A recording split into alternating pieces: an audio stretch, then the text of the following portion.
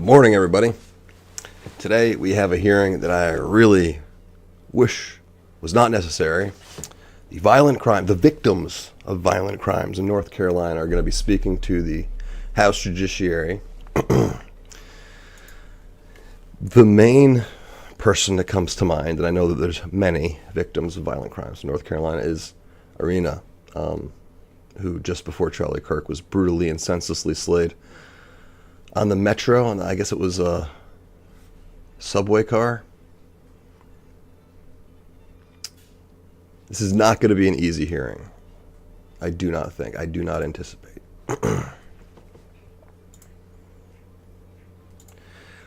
How's everybody doing this morning? Good weekend, I hope.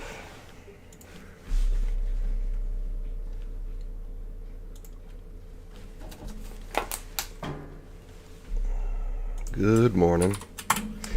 Should be starting soon. It's 1:01 in Washington, D.C. I'm not sure if they're actually in. They may be in Charlotte, North Carolina today. I'm not sure. We're going to find out together in about a minute here.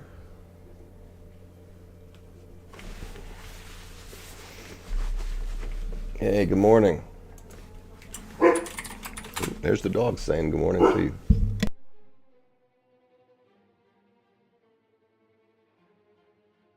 All right. One of the things we like to do here, if the hearings don't start on time, is we like to stalk the chairman and other members on their Twitter accounts, their X/Twitter accounts. This is a subcommittee hearing. I mean, didn't sound too sure there. Well, let me tell you. A subcommittee on Oversight, which means the chair is Jefferson Van Drew. Followed up, we have Barry Moore, Robert Onder, Derek Schmidt, and Brandon Gill on the other side of things. Not a lot of people on the other side. There's Jasmine Crockett, Jared Moskowitz, and Henry Hank Johnson. Those are your Democrats. Republicans led by Jefferson Van Drew. I would say the rookie of the year, Brandon Gill. Really? Yes. Hi. Hello, Patrick. Patrick, Chris, and Talana, good morning. We are not muted. That's always a plus here. All right, Jefferson Van Drew, let's see. What are you doing?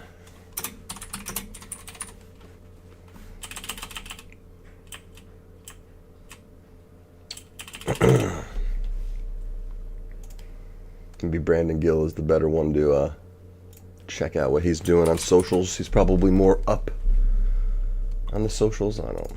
Maybe. Brandon Gill. Handsome fella. It looks like his last tweet, he hasn't tweeted in a week about, actually. So I don't think we're getting much, unless these are reposts from, accurate. Okay. Van Drew. See what he's up to. Let's see if he's more active. Jefferson Van Drew has been tweeting up a storm. Also, about a week. Okay. Although he posted about this hearing. It is in Charlotte, North Carolina. All right, 10 a.m. Eastern Time. My guess is they are talking to the witnesses before the hearing. So, bear with us. Any moment, Jefferson Van Drew should gavel in and start the hearing.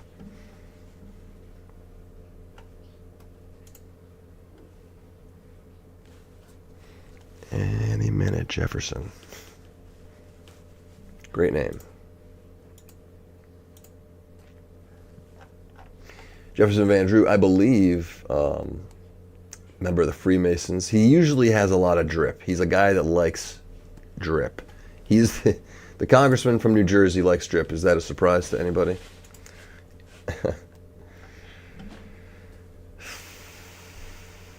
So, there we go. The subcommittee will come to order. Without objection, the chair is authorized to declare a recess at any time. We welcome everybody to today's hearing. Thank you for being here. A number of our colleagues on this committee and from the region have joined us this morning. Without objection, Mr. Klein, Ms. Lee, Mr. Fry, Mr. Knott, Mr. Harris, Mr. Harrigan, Mr. Moore, Mr. Norman, Mr. Edwards, Mr. Rouser, Mr. McDonald, Mr. Kiley, Ms. Ross, and Ms. Adams will be permitted to participate in today's hearing for the purpose of questioning the witnesses, and they each will receive 5 minutes for that purpose.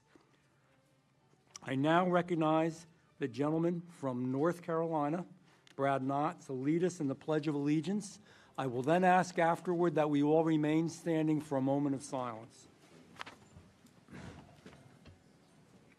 I pledge allegiance to the flag of the United States of America and to the republic for which it stands, one nation, under God, indivisible, with liberty and justice for all.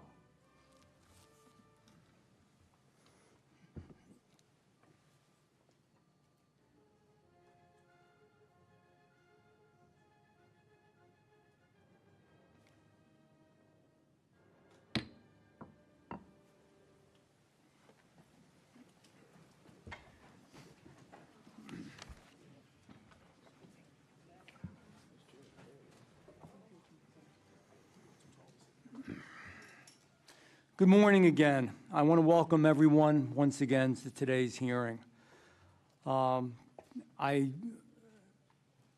want this to be a good and productive hearing. I think there are a number of us who are going to be very candid, including some of the witnesses. Perhaps it's sometimes blunt. I respect my colleagues on the other side greatly. However, I fundamentally disagree in a number of things that happen that have been highlighted by the stories we're going to hear today. I do wish that more members from the other side of the aisle were here. I respect differences of opinion, but I think you have to be there, you have to be in the game, you have to participate. I appreciate both of you for being here very much today, and I know we're going to have a continuing dialogue on that.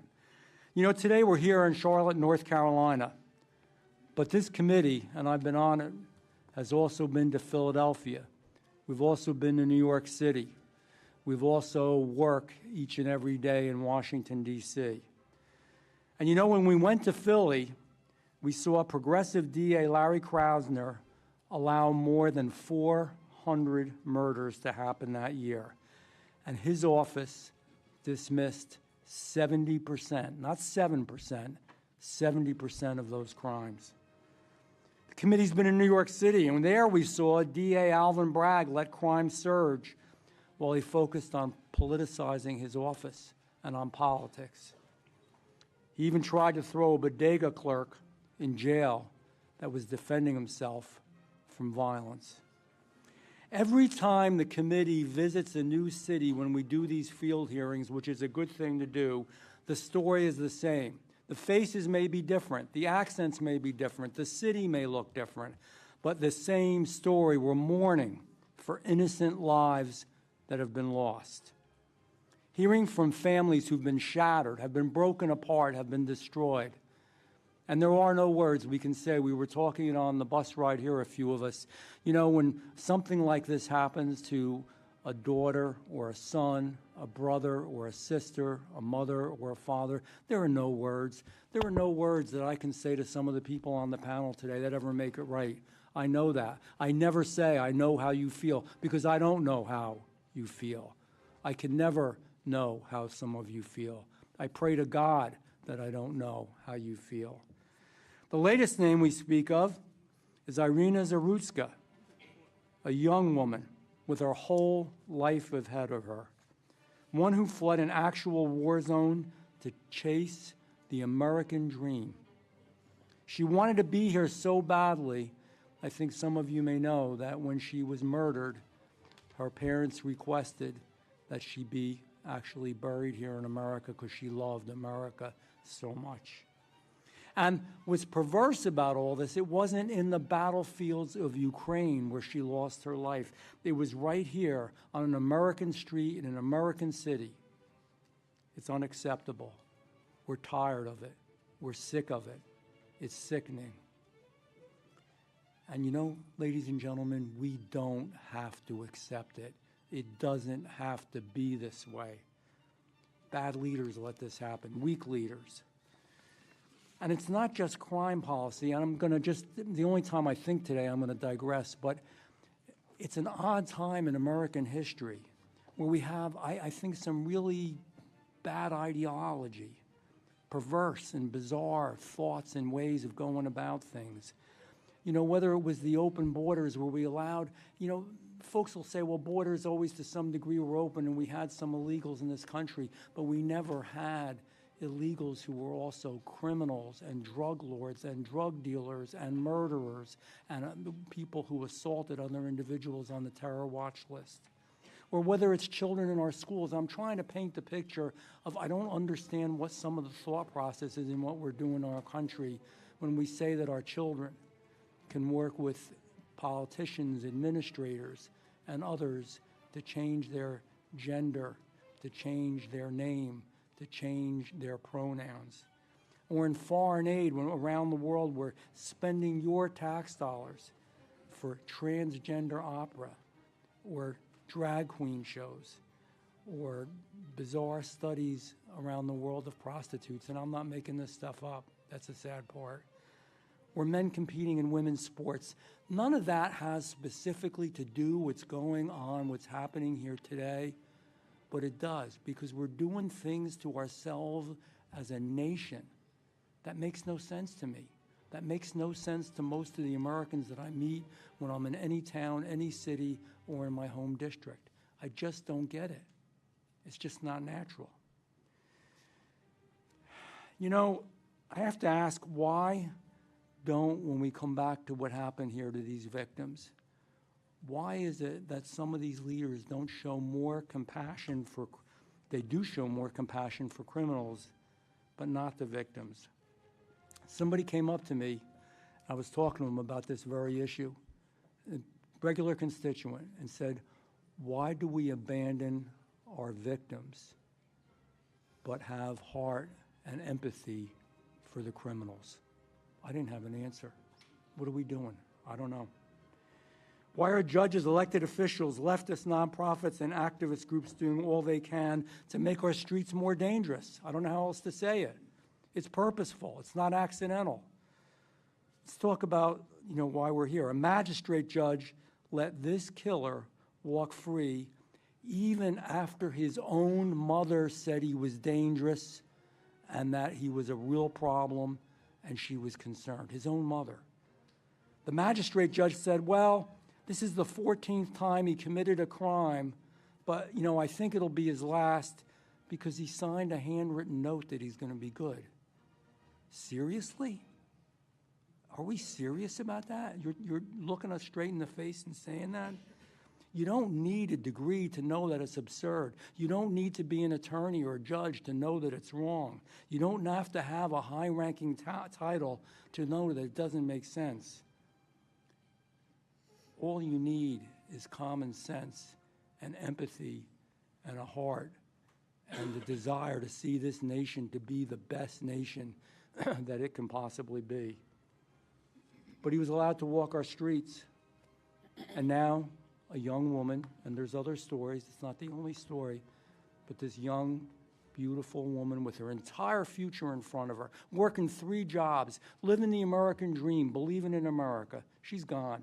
This hearing's not going to bring her back. Your testimony's not going to bring her back. The good people who are here watching is not going to bring her back. There's nothing we can do except to make sure that her life has meaning. So if it has meaning, it means we stop doing this, that we stop putting bad people back on the street.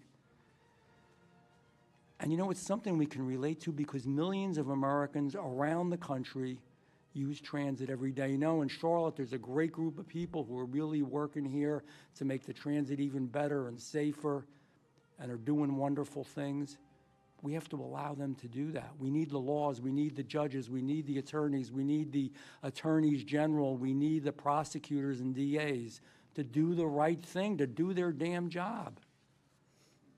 You know, Irina didn't even speak to this man. Anybody ever see, did you ever see the video on it? It's sickening, it's heartbreaking. Young girl, kind of tired from just finishing an 8-hour shift. She slips into her seat, doesn't bother anybody. And this, I don't want to say the words. This individual comes behind her and just thrusts a knife into her and takes the life from her. She didn't provoke him. She didn't hurt him. She didn't yell at him. She didn't look at him. She probably didn't even see him. But she was murdered. It could be me. It could be you. It could be any member on this panel. It could be your brother, your sister, your mother, your father, your daughter, your son. And when you think about this issue, think about it that way. Think how you would feel if it was someone you knew and loved that was in your family. We can't live like this. We don't want to live like this. And here's the catch. There's absolutely no reason for us to live like this. And you know, when we do this, what's happened in the past, in this incident and many others, it tells Americans one thing, something they don't want to hear, that their safety and their values comes last. We must be tough on crime. I'm not talking about minor victimless crime. You know what I'm talking about. Cruel, harsh assaults, murders, beatings, the things we know that are out there. Repetitive crime over and over again. You know, my friends and my colleagues on the other side of the aisle like to talk about gun laws, you know, on legal people who legally own guns. I'm not going to talk about that today. But this individual had a problem with illegal guns. And we all can agree on that we should crack down on those who steal guns or use them illegally or who are criminals. Violent criminals should be behind bars. We've got to keep them there. We've got to stop the cashless bail. And we must put good, law-abiding Americans first. And you know what? I'm going to address something else, because sometimes when you say these things, and again, what I got up here and what I got here comes out of my mouth. You say these things and somebody will say to you, well, that's racist, or that's misogynist, or that's Hitlerian, or that's, you know, all the other terms. I can't even think of all the words that are dictatorial, you know, all these words that are used. It's not. Because here's the deal. Whether you're an African American, whether you're white, whether you're Asian, whether you're Hispanic, whether you're gay, whether you're straight, damn it, you want to be safe when you go out in your streets. Somebody called my office because they were complaining about trying to crack down on crime in Washington, D.C., and there are those that will tell you, oh, there is no crime in Washington, D.C. I know I've had 2 people on my team in Congress that have been assaulted. I know a friend of mine who's a congressman whose intern was killed. I know that murdered. I know that down within eyeshot of where my little apartment is in D.C., 2 beautiful Jewish young couple that left the museum were shot to death. I know that President Trump's intern had the living daylights beat out of him. Don't tell me there's any crime in Washington. So I've been supportive. Yeah, you should be able to walk the nation's capital day or night and be safe. This is America. You should be able to do that. So somebody, we you know, have people call the office. We all do, all the time. And you're talking about, you know, the assault in my office. And they said, well, that person from your office shouldn't have been out at night. Well, number one, it wasn't evening, it was during the day. Number two, yeah, you can. It's America. And if you want to walk around the nation's capital in the evening, you damn well should be able to. It's got to change. We must return to common sense. I want to thank the witnesses for being here today. I know this is not easy. I can't even imagine. I can't even imagine. Your stories are heartrending. You're going to share with us what was terrible, and most importantly, what is preventable. And by your work and your faith and your focus in being here, you may save future lives, and we appreciate that. You know, their testimony is not just what happened to them. It's a warning and a call to all of us to do the right thing. With that, I will yield to the Ranking Member, Ms. Ross. Okay, thank you very much, Representative Van Drew, and thank you to everyone for coming today to discuss these important issues. I especially want to thank the witnesses who have come to be with us today. Thank you to our law enforcement officers for you are the selfless men and women in uniform, and you keep us safe every day. I especially want to thank Officer Campbell for being here and for what he's done for this great city. I also want to express my gratitude to those of our witnesses who have lost loved ones to crime or who were victims themselves. Your courage in telling your stories and having your voices heard is so, so important, and my heart goes out to you. Before I get started, I also want to express my deepest, deepest condolences to the family of Irina Zarutska. What happened to her is simply unimaginable and unconscionable. And I hope that we will take to heart her family's request not to remember her by her last moments or politicize her death, but instead to remember her as the vibrant and exceptionally kind person she was. And I'm thrilled that we have a picture of her in that state right in front of us. Finally, we're here in North Carolina, and we had a tragedy yesterday. I want to express my prayers and my absolute heartbreak to the victims of the Southport mass shooting yesterday. I know our governor is there today, and I know our hearts go out to the victims and their families. So the majority has brought us here together, and I would say I went to the Philadelphia hearing. I've been on the Judiciary Committee since I was ever in Congress. But to be honest, and for our victims, this hearing is too little, too late. We should have been doing more to prevent crime and address the lack of mental health care long before this hearing, particularly. Oh, I'm sorry. I am so sorry. Okay? I am so sorry. This is Logan Federico. Thank you so much for bringing that. Thank you. Thank you, sir. I am so sorry for you. And she was before Irene. I am so 4 months before. I'm so sorry for your loss, and my heart goes out to you. My heart goes out to you. How dare you not know her? So we should have been doing things to prevent Logan's death and Irina's death, and I am so sorry. To my Republican friends, this is not Democrats' fault. This is the fault of Congress and our legislature to not do enough. They want you to believe that tough on crime and saying law and order is going to solve the problem. And they want to believe that a slogan will make America safe again. But if that is the case, why is the Congress cutting aid to local law enforcement by $100 million next year? Why are they proposing cuts to the Crime Victims Fund? Why do they want to slash juvenile justice grants and hate crime grants? Why are they working to cut federal support for survivors of domestic violence, who I hear from every single day, by almost $100 million?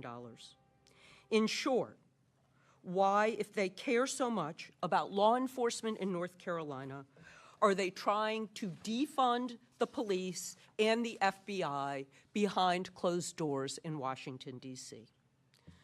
The reality is that these cuts undermine public safety, and they don't give law enforcement the tools they need to keep us safe. This isn't about an abstract budget line item. The programs on the chopping block equip and train local police, provide support to crime victims, and combat domestic violence. And I've gotten many of these grants for my constituents and law enforcement in Wake County. So shuttering and merging vital offices within the Department of Justice is not about fiscal responsibility. It's about letting our people down. It's about crippling the very institutions designed to combat the most severe crimes and the most dangerous criminals. A weakened FBI has fewer resources to track and apprehend criminals. A defunded ATF won't be able to track the flow of illegal guns used to commit violent crimes. So when you hear these familiar slogans, like "Make America Safe Again," I urge you to look not at what my colleagues on the other side say, but what they actually do. Cutting police resources and defunding federal agencies are not the policies of a party committed to public safety. And the consequence in this country is that we are less prepared and we are less safe. We deserve better. Our police officers and prosecutors deserve better. Our communities deserve better. And most of all, victims of crime and their families deserve better. If we want to honor them, we should seek real solutions to prevent these tragedies and not hide behind empty slogans. And since we are in Charlotte and we are in North Carolina, and you have a representative from Charlotte and from North Carolina, I have a unanimous consent request.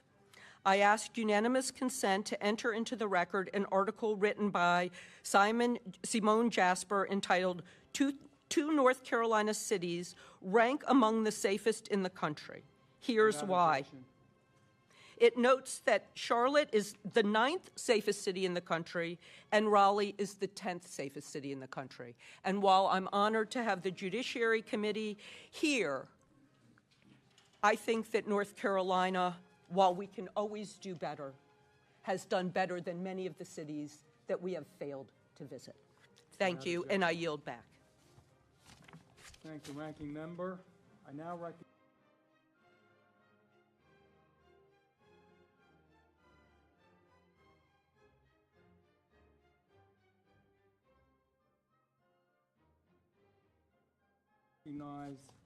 today's witnesses. And we will start with Ms. Alderman, and we will go right down the... Thank you all again for being here. Ms. Alderman.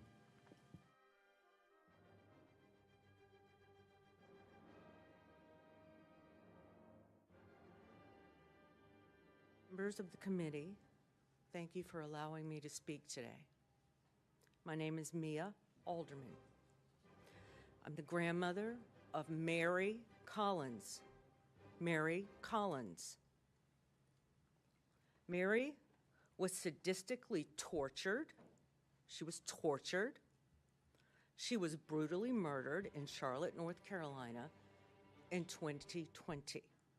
This is 2025 and a half. Mary was only 20 years old when her life was taken in the most horrific way imaginable. She was bludgeoned in the head. She was stabbed over 130 times. Mary was then bled out in a bathtub. All of Mary's blood went down into the Charlotte sewer system.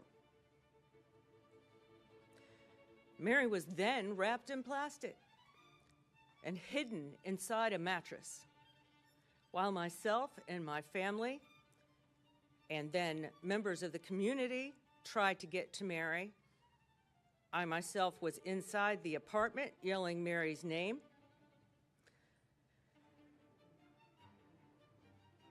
To no avail. I'm sorry.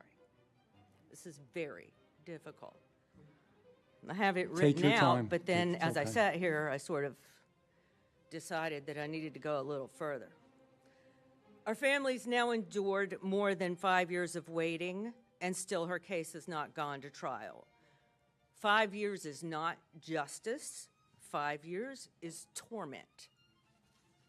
Every day of delay deepens the wound for our family and makes a mockery of accountability. What makes this even more unbearable is how the justice system has handled those accused of Mary's murder. Thank you. 2 of them were released on bond, as if their crimes were minor, as if they stole a candy bar or, maybe broke in a car or something.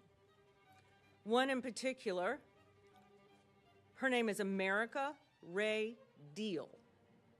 She remains free on bond today, despite repeated violations of her curfew and ankle monitor conditions. She has faced little to no consequence. We know she has broken curfew, left her home, pushed the boundaries of the very system meant to contain her. She basically thumbs her nose at it, which you can see for yourself on the photos that she posted on social media. They've now been taken down, but we have copies. Nothing's been done. How can someone accused of such cruelty walk free while we, Mary's family, serve a life sentence of grief? The failures did not begin in the courtroom. They began when Mary was killed. For days, family, friends, and the community pleaded for help. Pleaded. I was pleading as Mary's, I don't know the right word. Mary had a disability, and an invisible disability. If you're familiar with invisible disabilities, that means that you can't really, look at her and tell. Caregiver would be the right word. The police department and the detective would not comprehend what I was saying about Mary and how these people had her and they were hurting her, and I needed to get to her. It was long and it was torturous to even get him to go through that apartment door where she lay wrapped in plastic and concealed inside a mattress. It was 8 days since Mary left home. When they brought Mary out, it was finally the night of April 4th. She left the house on March 28th. The next day was Mary's mother's birthday, April 5th. That delay cost precious time, and it compounded the horror of what we later learned had happened inside. I cannot speak everything that happened to Mary, because if I try to speak what happened to Mary, I will no longer be able to sit or stand. So you're going to have to use your imagination on that part.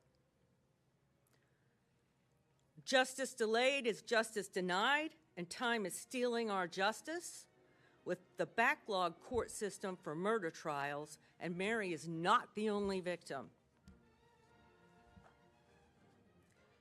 We're here because Irania Zaruska was also brutally stabbed and killed in Charlotte. She now brings us here today. The same system that failed Mary failed Irania. Our hearts are broken for her family and her friends, and we grieve with them. We carry the heavy knowledge of the continued agony that they now face.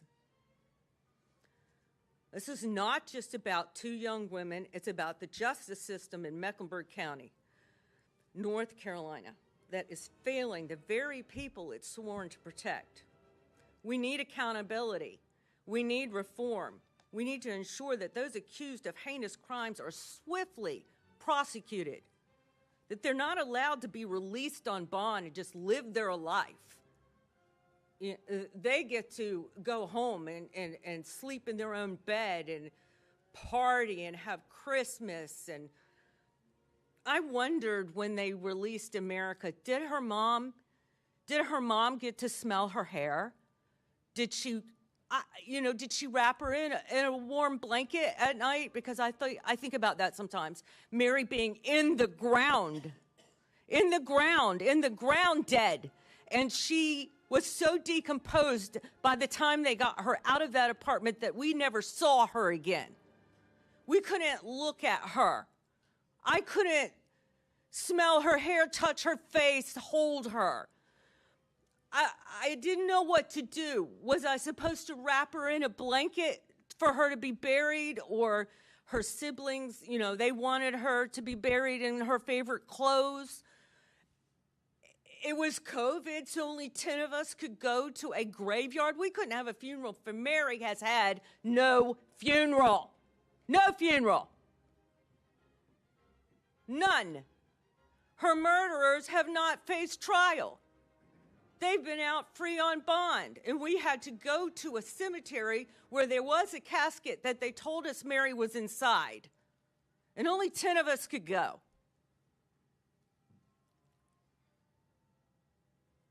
They shouldn't be allowed to be released on bond conditions where they violate the conditions of their release again and again without consequence, which is what America Deal has done.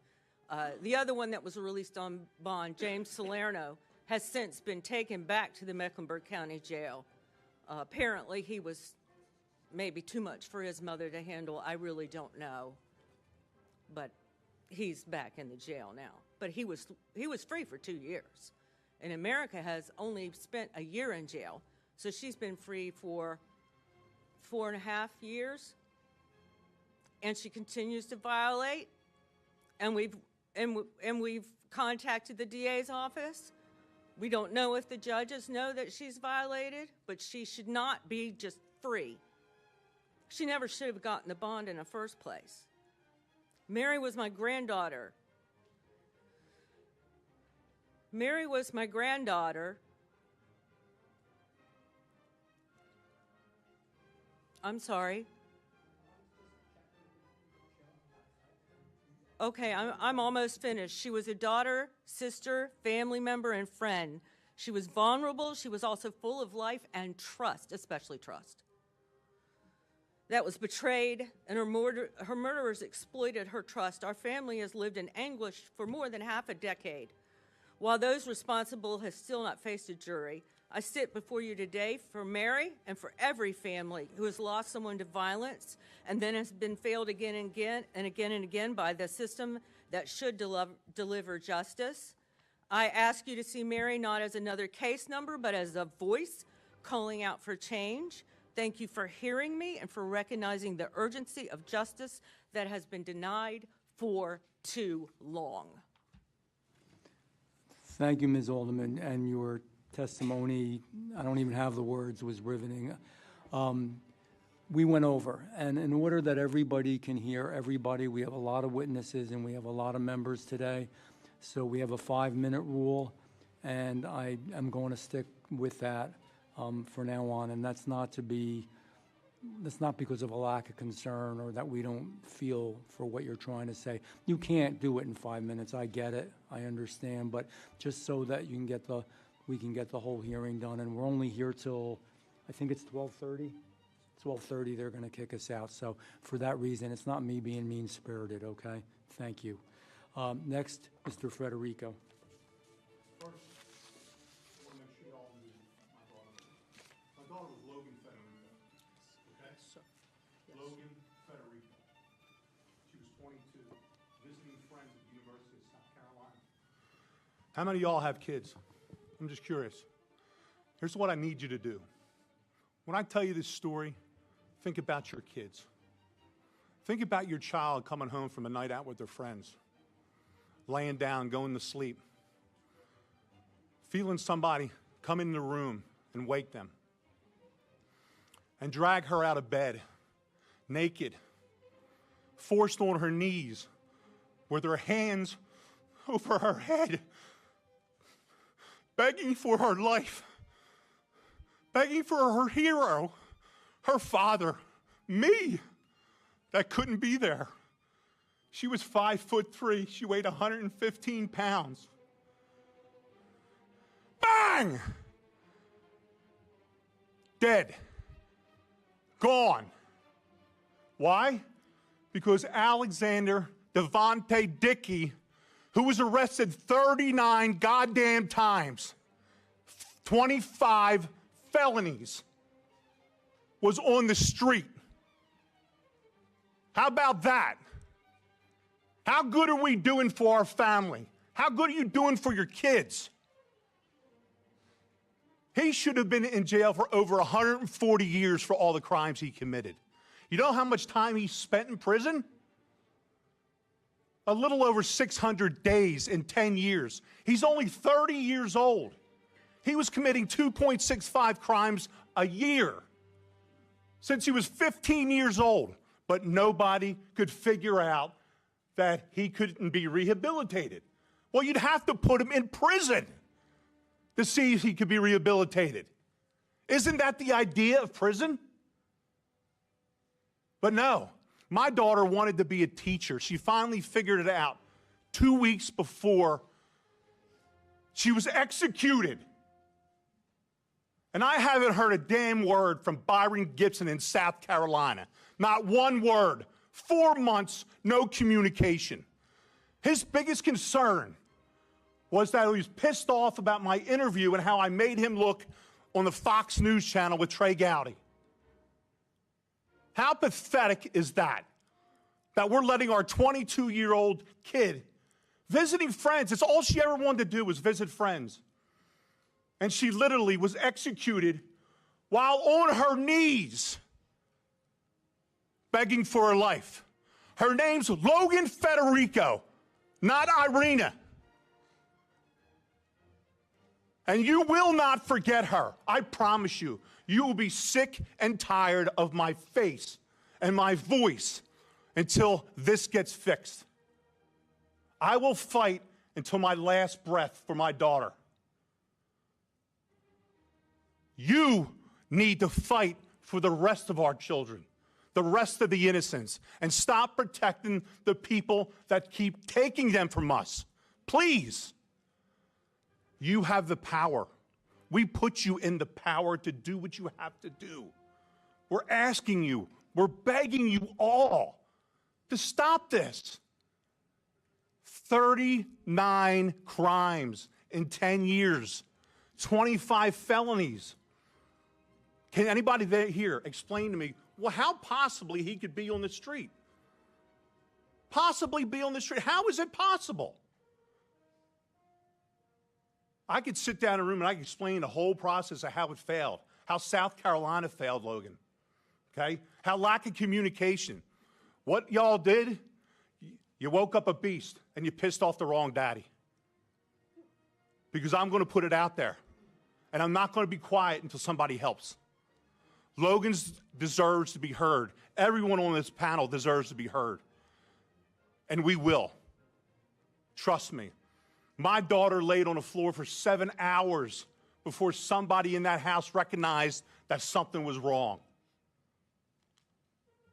And that career criminal, an hour later, went on a spending spree with her debit card. When they saw his face on a video, they didn't have to do a check. He was arrested so many times, they knew who he was. They knew exactly where to go get him. Pathetic. Absolutely pathetic that I'm here today. Thank you for your time.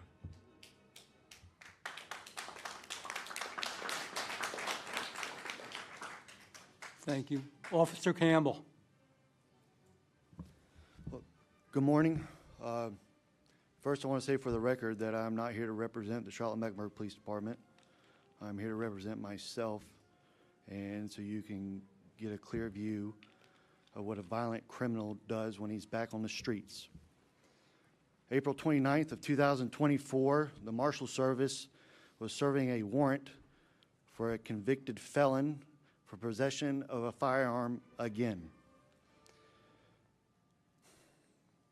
While serving that warrant, three members of that task force and one member of the Charlotte-Mecklenburg Police Department were gunned down and murdered that day, along with 5 others, including myself, that were injured. Now, That day was chaos.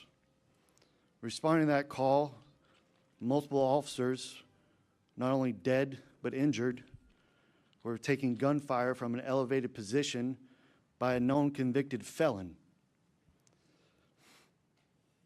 During the process of extracting the officers, I ended up breaking my foot, which resulted in me being diagnosed with regional complex pain syndrome. It's a miserable diagnosis which led to the amputation of my right foot. I will no longer, ever be where I was prior to that day. Now, in my hand, I will gladly submit this for your records, is his entire arrest report. And in this report starts in 2009, where he burglarized a residence with a stolen firearm.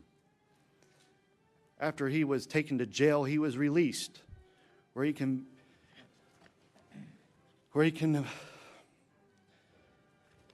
committed multiple other offenses prior to him going to prison. He was released from prison and again continuously committed violent crimes with firearms. Now I ask you, why is it that we take people who commit these heinous crimes and we do not hold them accountable for their actions? We sit there and we try to give it a reason as a mental health issue or some other type of issues that realistically doesn't take blame.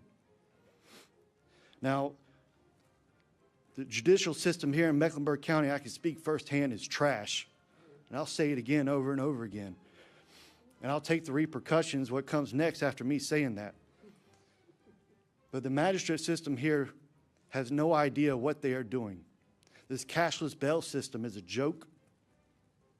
I believe in my heart that if you commit a crime against another person violently, that you should not have a bond. You should sit in jail until you're and stop playing this political circus game. And I will yield back the rest of my time. Give it to someone else. I'm going to thank you very much. I'm going to take a second just to say, I really do believe, and I do, I wouldn't be here, that we do want to do something. This makes me sick to my stomach. I'm angry about it, and I haven't lost a loved one, so I can't imagine. The system, the way that it's set up, makes it so damn difficult to straighten things out. That's what each and every one of you are feeling. Because by the time you change magistrates and change Superior Court justices and to change prosecutors and to change attorneys general, and I can go on through the list, it doesn't happen in one day. But I believe by the constant, relentless pounding that we're going to give, and we will support you shoulder to shoulder. I'll stand anywhere, and I know this committee, well, at least most of us will, anywhere, shoulder to shoulder with you, and make sure you get the support you need. So it's not a political show. It's not just to, get on television or whatever the hell it is. It's because I want it to stop. Because I mean this. It could be my kid. It could be my family, my wife, anybody. All of us, everybody who's here knows that intuitively. It could be any of us. So it's not only you. You are not alone. We're sick and tired and disgusted, and we're going to keep pushing on this and keep speaking out. Political correctness is bull. It's time to do the right thing. Thank you. Mr. Woody. Good morning, Chairman Van Drew, members of the committee. Thank you for holding this critical hearing in Charlotte. I'm Michael Woody. I'm North Carolina Chairman of the National Association for Bail Agents. I come before you today not only as an expert on secure bail, but as a lifelong North Carolina resident, a father, a grandfather, a former law enforcement professional who has witnessed firsthand how the no-cash bail policies have devastated our communities and our families. It's a shame that we had to wait until August 22nd, 2025, just 5 short weeks ago, that Irina Zarutska, the 23-year-old Ukrainian refugee who survived the war zone and fled to safety in America, was brutally murdered on the Lynx light rail system in Charlotte. Her killer was DeCarlos Brown.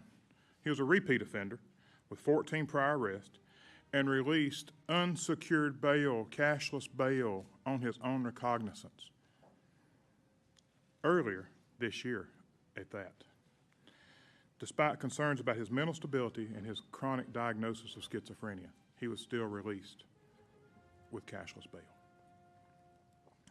The Department of Justice filed a federal complaint on September 9th charging Brown with causing death on a mass transportation system. They've elevated his charges to the federal level. Irina fled the horrors of war only to lose her life to an offender who should have been held accountable through secured bail. This wasn't random violence. It was a preventable tragedy enabled by the reckless policies that prioritize offender convenience over public safety. Here in Mecklenburg County, courts have embraced what they call reform, unsecured bonds, and taxpayer-funded pretrial release programs. While studies show mixed results on appearance rate, the fundamental problem remains. Unsecured release removes the accountability that comes when families and communities have financial stakes in ensuring compliance. Meanwhile, stakeholders report ongoing cycles of missed court appearances and rearrest. When offenders fail to appear in court, the courts must continue their cases in absence and even sentence them in absentia, costing taxpayers enormous resources while denying victims their right to provide impact statements, such as you've heard today.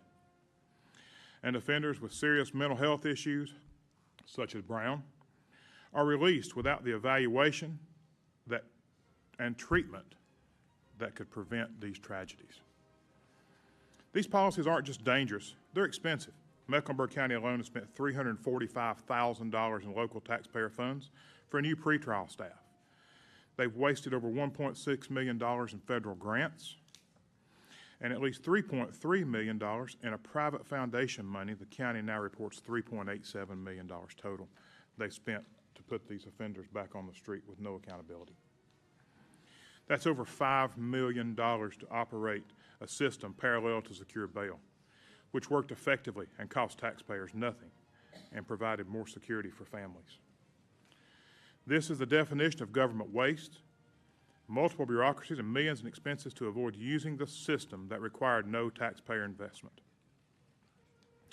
Every missed court date delays justice for victims. Every repeat offense creates new victims who should have been protected. Unlike states with mandatory victim notification, North Carolina can leave victims in the dark unless they go in themselves and sign up for the North Carolina Saving Program, which is a victim notification program. The victim has to do that themselves. That should be done automatic by your local prosecutors or your local courts. Contrast this with secure bail, where family and community co-signers create layers of accountability and communication. When someone has financial skin in the game, they ensure compliance. When release is free, accountability and safety disappear. The evidence is clear. Secure bail enlists families in ensuring court appearances while protecting communities and families, all without any taxpayer cost.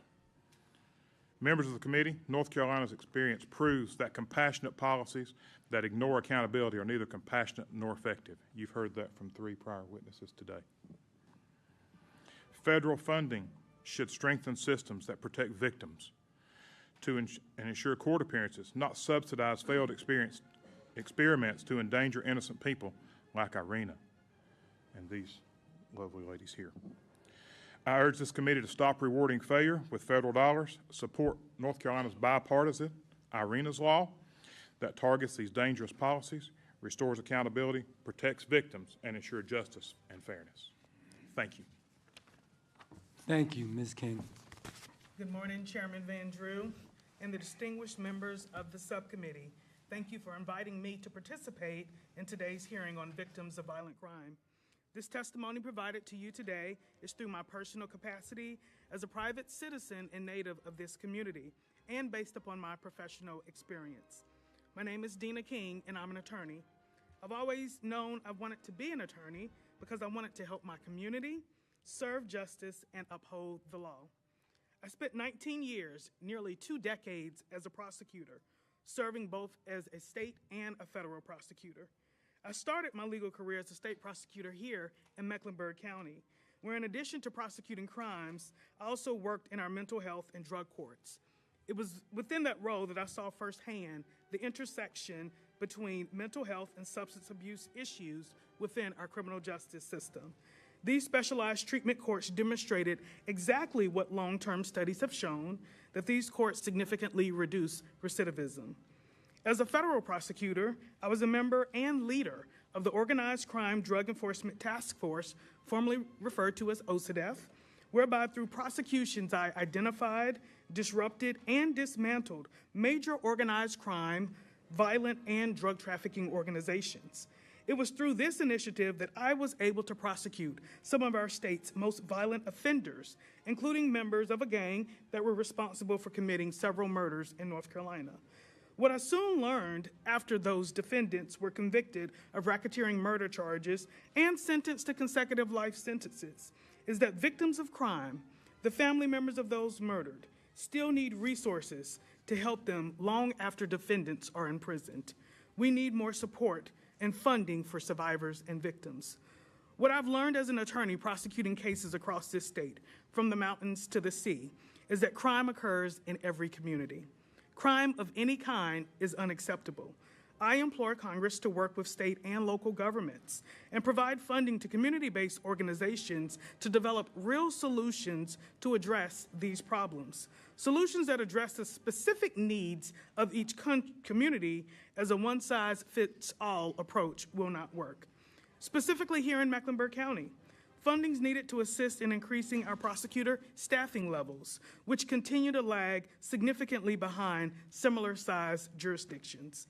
The Association of Prosecuting Attorneys suggests that for a jurisdiction the size of Mecklenburg, we should have at least 144 state prosecutors. Instead, we have 62 state-allocated positions and 22 additionally funded positions through Mecklenburg County and the city, bringing that total to 84. The high caseload of the prosecutors here results in prosecutor turnover. The district attorney's office cannot continue to do more with less. They cannot do more prosecutions with less staff. They need more resources, more funding, and more staff. During the last 4 years in my role as a federal prosecutor, it was, in fact, my priority to reduce violent crime, to remove illegal firearms from our streets, and to keep the people of the Western District of North Carolina safe. However, I recognized that my crime reduction efforts needed to extend beyond prosecutions. We cannot arrest or prosecute our way out of violent crime. That's why we need to be intentional about also incorporating violence prevention programs and intervention strategies, providing resources to community organizations and stakeholders to work with law enforcement and prosecutors in a shared commitment to making communities safer. The fight against violent crime isn't a fight that any one of us in this room can win alone. We must join forces, elected officials, law enforcement, prosecutors, community organizations, advocates, mental health, and substance abuse professionals to support each other's work. Our joint forces are critical to our shared goal, which is to prevent tragedies and loss of life, to provide mental health and substance abuse resources to those in need, to hold offenders accountable, and to provide victims and survivors with the security and resources they need to rebuild their lives. To be clear, addressing and developing solutions for violent crime is a nonpartisan issue because everyone in this community deserves the right to live safely. In fact, everyone in this community deserves the right to live. Thank you for holding this hearing, and I look forward to your questions. Thank you, Ms. King. Mr. Asher. Chairman Van Drew, Ranking Member Ross, and other members of the House. I'm honored for the opportunity to talk with you today about our nation's crime trends and how we can potentially drive them lower. My name is Jeff Asher, and I'm a crime data expert. I've worked as an analyst over the last 18 years for the Department of Defense, Central Intelligence Agency, New Orleans Police Department, and Jefferson Parish Sheriff's Office. In my role as the co-founder of AH Datalytics, I've created a project called the Real-Time Crime Index, or RTCI, which gathers crime data from more than 500 agencies nationwide to estimate national crime trends as they occur. I'm here today to discuss the data which shows a sharp decline in murder and violent crime in America over the last few years. Acknowledging this fact does not deny the seriousness of these problems, nor does it imply that they are solved. even the lowest U.S. murder rate ever recorded means there were still 14,000 or so tragedies like the awful murders that brought you all to North Carolina today. Here is what the data unequivocally tells us about our nation's crime trends. Murder in the United States fell at the fastest rate ever recorded by the FBI in both 2023 and 2024 on the heels of, by far, the largest one-year increase ever recorded in 2020. For 2025, the RTCI sample of 562 agencies covering 116 million people shows murder is down 20% nationally through July, setting up the third straight year with a record decline. Many cities are seeing historic lows in terms of murder this year. Baltimore and Detroit had the fewest murders through August since 1965, Philadelphia since 1966, and New Orleans, my hometown, since 1970, despite the horrific terrorist attack on January 1st there. Chicago and New York City had the fewest shooting victims through August this year that either city has recorded in the few decades they have been tracking shootings. Los Angeles had the fewest murders through June since 1966, and San Francisco had the fewest murders through August since at least before 1960. The FBI has been estimating national crime rates since 1960, and tallying it all up with this year's decline points to the strong likelihood that the FBI will report the lowest murder rate it has ever recorded in the United States this year. That works out to roughly 8,000 fewer people murdered nationally this year than in both 2020 and 2021. And it is not just murder that is falling. Overall, reported violent and property crime are both down double-digit percentage points in the RTCI. The United States' reported violent crime rate in 2025 will likely be the lowest reported by the FBI since 1968, and the nation's reported property crime rate will likely be the lowest on record. Violent crime in general, and murder specifically, rose in North Carolina in 2020, like in much of the nation, peaked in 2021, and have been declining ever since. North Carolina was one of 44 states in 2024 to report a drop in murder relative to 2023, according to the FBI. Charlotte's trends are closely conforming to both national and statewide trends, having seen murder increase from roughly 68 per year on average between 2015 and 2018 to 117 in 2020. Murders down 8% statewide per the RTCI and down 25% in Charlotte this year, as the city has had the fewest murders year to date since 2018. Violent crime in North Carolina is down 15% statewide and down 21% in Charlotte through July per the RTCI. Despite falling in the last few years, statewide violent crime and murder remain elevated relative to the mid-2010 lows in North Carolina, though well below where they stood in the mid-1990s. Ultimately, the data is very clear about the direction of crime in the United States right now. But explaining why crime is falling is both quite challenging and essential to ensuring future reductions. Any explanation must account for at least 6 factors, in my opinion. 1, the declines are occurring nearly everywhere in the United States, with drops in every category of crime, all 7 categories that the FBI measures, in all 11 population groups that they measure in 2024. 2, the declines began in 2023 and have accelerated in the last 2 years, suggesting the main causes, or at least the initial causes, are rooted in investments begun in the 2021 and 2022 timeframe. 3, most medium and large cities have fewer police officers today than they had when murder began spiking. 4, we have not fixed the supposed root causes of crime, such as poverty and lack of educational opportunities. 5, the nation has more guns in circulation now than ever before. And 6, clearance rates for most crimes remain low by historical standards. Acknowledging what is borne out in the data, a drop in murder and other reported crime presents a golden opportunity to better understand why this is happening. The critical task now, in my opinion, is to understand what is driving our crime trends down so that policymakers at the local, state, and national levels can have the tools to better bring about falling crime everywhere. Thank you. And Mr. Chairman, I apologize, but I'm going to have to leave at noon to catch a flight back home. Understood. Thank you for being here. We are now going to ask you all to rise. We're going to swear you in.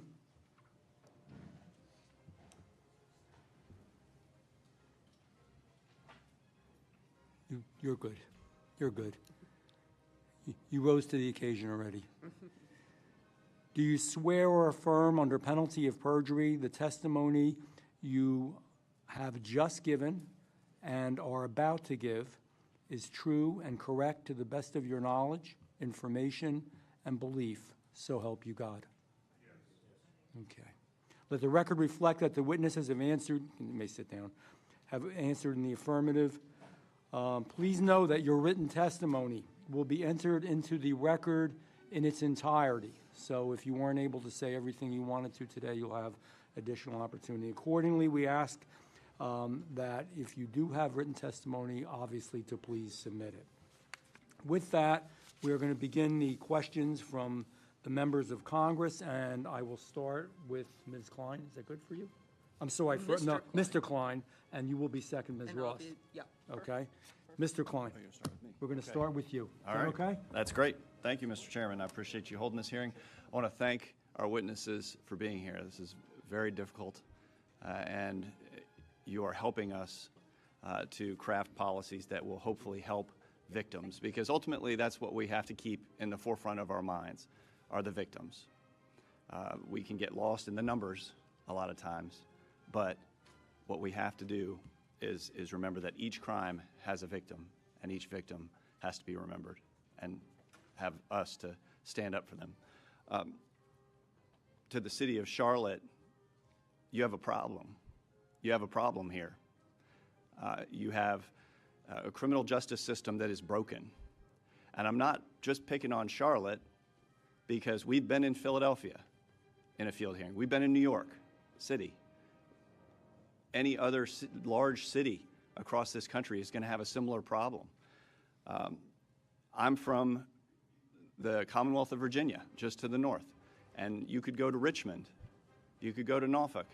You could go to Fairfax. You're going to see similar problems. And they all have a broken justice system. You have to have three parts of your system working together in order for there to be accountability. You have to have law enforcement who do fantastic jobs arresting and charging. You have to have prosecutors who do amazing jobs. I was a line prosecutor at the county level right out of law school, who by and large do amazing jobs trying to prosecute these cases. And you have to have judges who are willing to convict and sentence these criminals. And without all three working together aggressively, you are going to have a broken criminal justice system. So serving as a local prosecutor, like many on this committee right now, we've gone in for bonds hearings in the morning and had these criminals come in. You look at three factors. You look at their criminal history.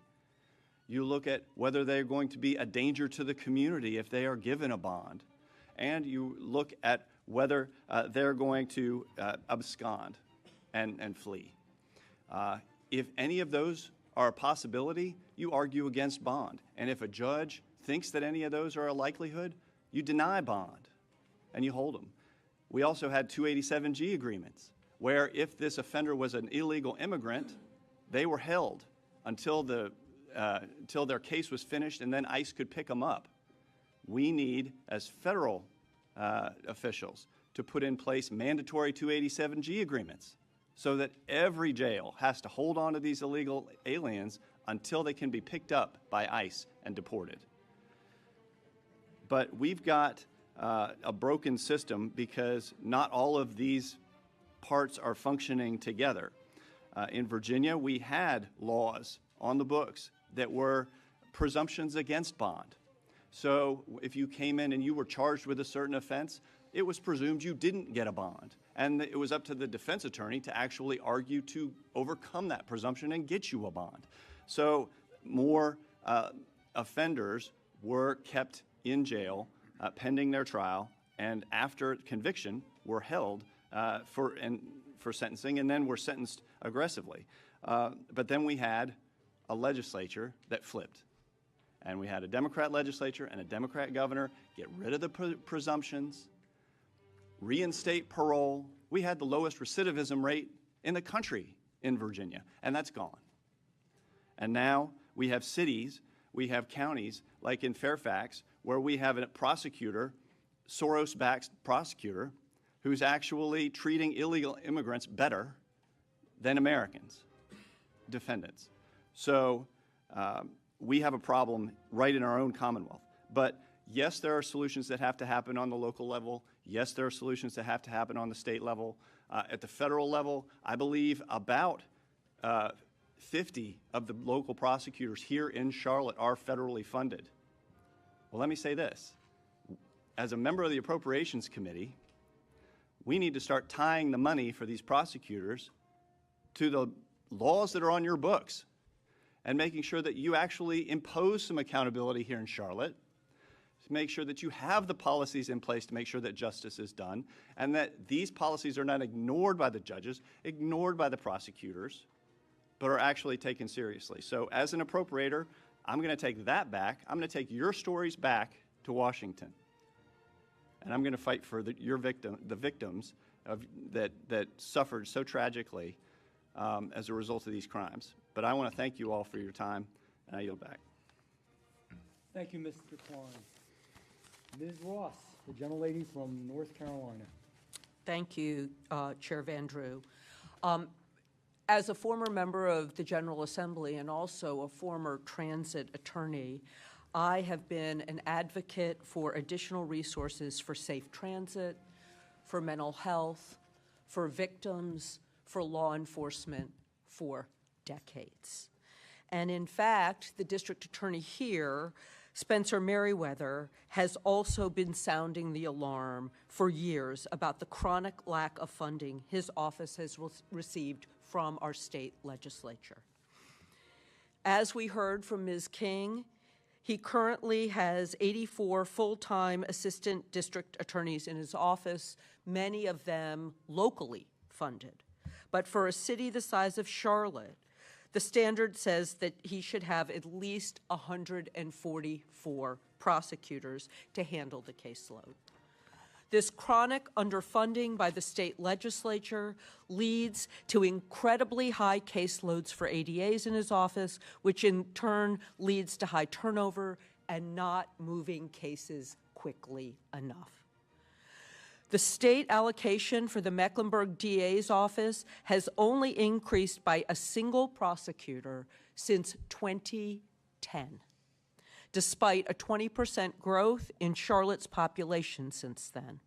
And between 2010 and 2020, the legislature only added 31 more prosecutors. We're glad that the state legislature just decided to include additional funding for 10 more. But clearly, Mecklenburg County needs more than that. I would also say Wake County while I'm here advocating for them. Ms. King, given the lack of resources the state legislature has provided to the Mecklenburg DA's office, we're left hoping that the federal government will help pick up some of the slack, Mr. Klein. And yet, the Trump administration has clawed back or sought to cut hundreds of millions in funding for federal law enforcement assistance, substance abuse treatment, crisis intervention, domestic violence, crime victim assistance, and more. Can you speak about how ripping away these essential resources for state and local governments is not just an abstract budget item, but has a real-world effect on this community? When we talk about resources, less does not equate to more.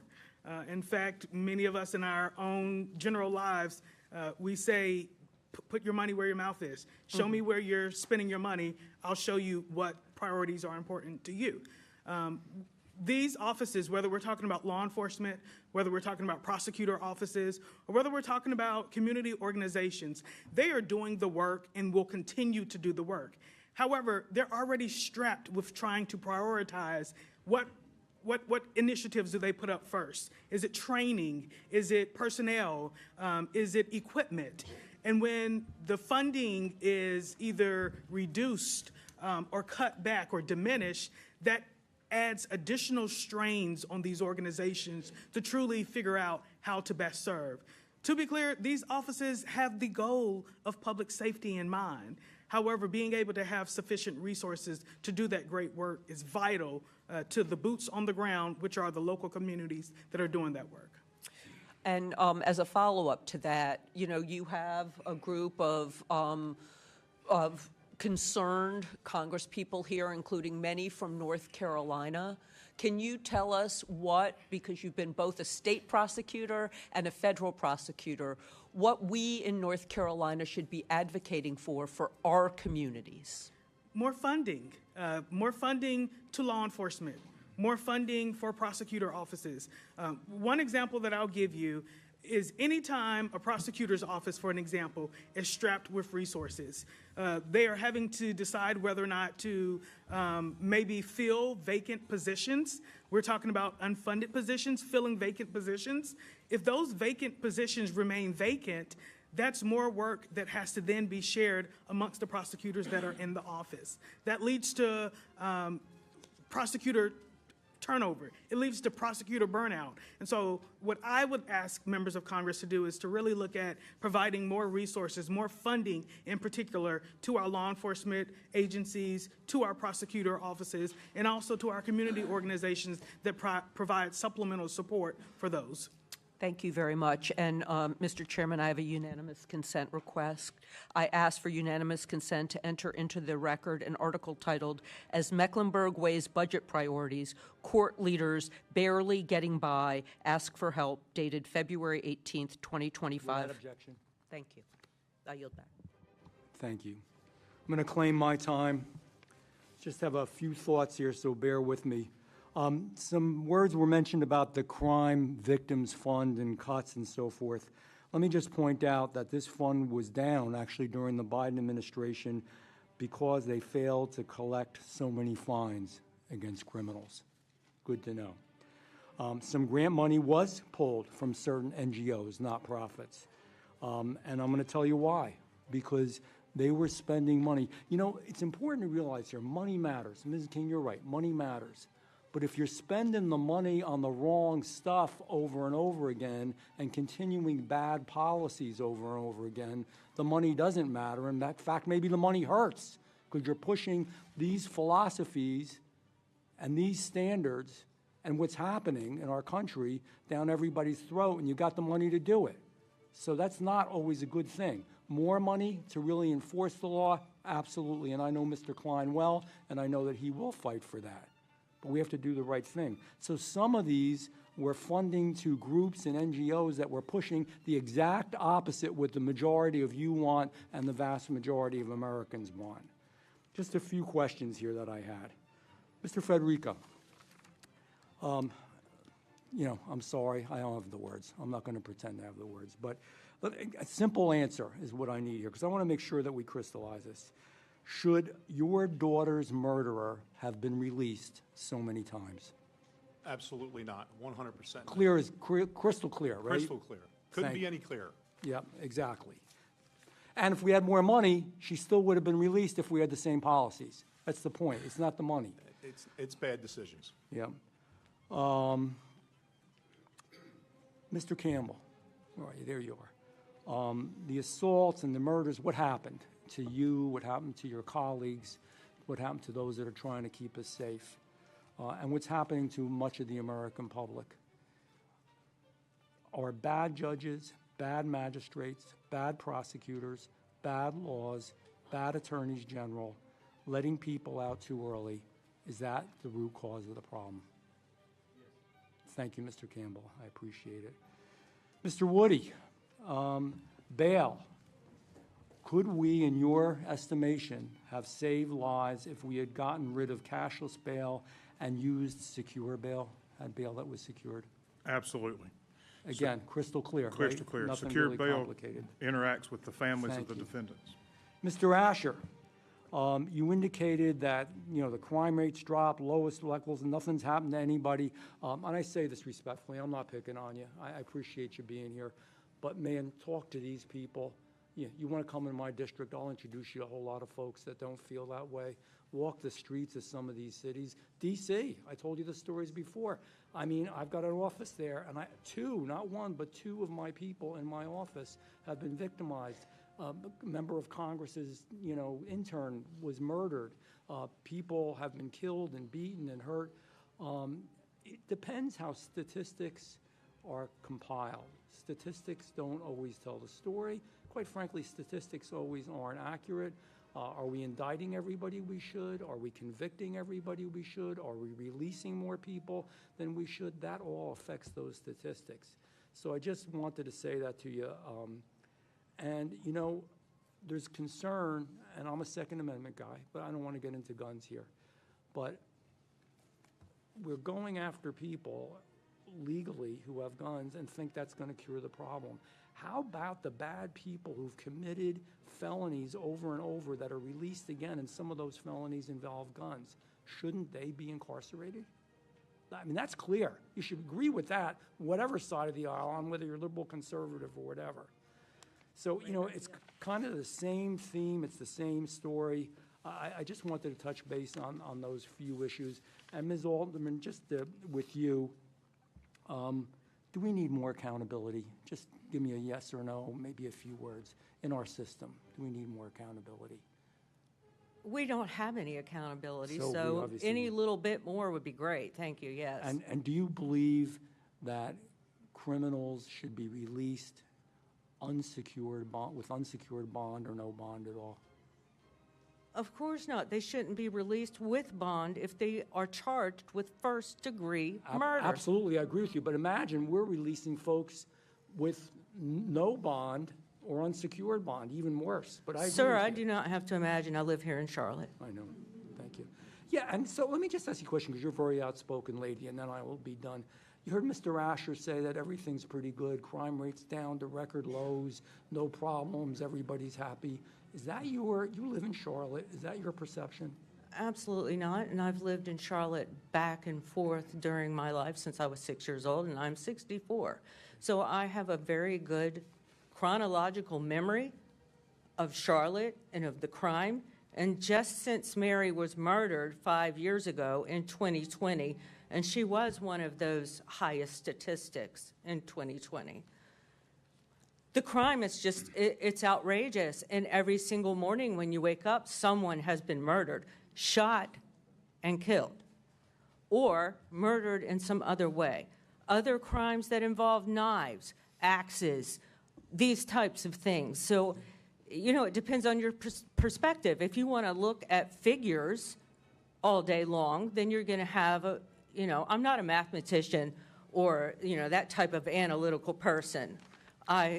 I'm telling you, I know I don't that you feel are. safe. I know that you are. And that last thing I would say, and again, respectfully, Mr. Asher, you know, I have an old rule when people are talking about what people are thinking in politics and public policy and government. I say, come on, come walk the streets. Walk the streets with me. You should walk the streets with these people and talk to what's going on out there. I don't know what your numbers are, but I think a lot of us know what's going on. With that, I want to recognize, who do we have here? Ms. Adams from North Carolina. Thank you, Mr. Chairman, and let me, first of all, thank you for the committee for having me be here today. I don't sit on this committee, but I am a resident of Charlotte, and I represent this district. Before I begin, though, I would like to just take a moment to thank all of the witnesses for being here and to say that my heart and compassion goes out to each of you on the loss of your granddaughter, your daughter, and for your colleagues at the Charlotte-Mecklenburg Police Department, and thank you for your service there. I'd also like to extend my condolences to the family and the friends of Irina Zaduska on this tragic murder. It was senseless, and certainly we're continuing to hold all of you in our prayers. No one should feel unsafe in their community or in their home. Senseless acts of violence have no place in our society, and they must be met with a commitment to creating safer communities for everyone. All perpetrators of violent crimes must be held accountable, and they must pay their debt to society to ensure that justice is served and to protect our communities. I'm a little disappointed, Mr. Chairman, that my colleagues here are politicizing the pain under the guise of seeking justice, when really I think there's an eye on this open seat. That's the real prize, and I'm going to just be honest, that's how I am. But this is why I think we're here, even though we should be in Washington trying to make sure that government stays open. But the hearing for me is not really about public safety. It's about my colleagues trying to paint Democrats as soft on crime, and we're not, and engaging in political theater, probably to score some headlines. Now, we don't need to try to distract the American people to cover up our own failure, that we have not had the real solutions. And while we've refused to equip local government with the funding and the resources that they need to keep communities safe, We've heard that here. Public safety transcends politics. And that's why Congress in 2022 passed the bipartisan Safe Communities Act, signed into law by President Biden. It was the first major federal gun safety legislation passed in 30 years. And I'm hoping that we can continue to do some bipartisan things that will really help our communities and the victims that are here and their families to solve some of the problems, because there's still a lot to be done. It was a promising first step. However, President Trump is now defunding the programs that bill created, cutting off resources for school safety, for community violence intervention and crisis response, for mental health services. These are proven community-driven strategies that save lives. So gutting them doesn't make us safer. It puts more of us at greater risk of violence. And over the past several years, local officials in Charlotte have been committed to making this city a safer place, and I commend the council and those who have been working to do that. This year, the Charlotte-Mecklenburg Police Department's mid-year public safety statistics show violent crime is down 25%, including a 29% reduction in homicides. And so the City Council and the Metropolitan Transit Commission here in Charlotte have doubled the number of Charlotte area transit system security personnel. And since 2022, they have more than tripled their security budget from $5.8 million to $18 million a year. Now, I want to say I served 20 years in the North Carolina House with the Congresswoman here, and I understand the budgetary concerns that they have as well. But in the last several weeks, responding to the first homicide, and you know, any homicide is bad, but the first one on the blue line in its entire 18 years of running, local officials have taken additional steps to enhance security through Charlotte's Blue Line. Governor Stein's budget also has called for more funding to address law enforcement vacancies and to ensure that we're hiring more well-trained police officers to keep our communities safe. And so as we are joining this hearing today, I hope that we will take a comprehensive approach to our conversation around public safety that includes talking also about mental health. A report released by the Department of Justice's Bureau found that nearly 2 in 5 people who are incarcerated have a history of mental illness. And so 7.5 people will lose Medicaid coverage under this next decade if this big, ugly bill, it's called the Beautiful Bill, it's going to hurt a lot of beautiful people if it stays. Medicaid is the single largest payer for mental health in the U.S., and we've got to make sure that people's health is cared for. Thank you, Mr. Chairman. Let me just say public health is public safety. I appreciate the opportunity to be here, and I yield back. Thank the gentlelady. I will now recognize Mr. Colley of the great state of California. Thank you, Mr. Chair. Thank you to our witnesses for the incredible courage that you've shown in sharing with America the heartbreak and horror that you've endured. Please continue to advocate. Yours are the most powerful voices in trying to prevent other parents and grandparents from experiencing the horror and heartbreak that you have. We will never be able to fully eradicate crime from our communities, but we can reduce those crimes that result from failed politics, from radical ideologies, from insane policies. And the reality is that far too many tragedies of the kind that we've heard about today are preventable if we just had a little more common sense when it comes to public safety. In jurisdictions like this one and far too many places across this country, the sense that crime is just a fact of life has become far too entrenched, that this is just the way it has to be. A sense of political complacency has sunk in, to the point that, according to the latest state of safety survey from the organization SafeWise, half of Americans do not feel safe in their own communities.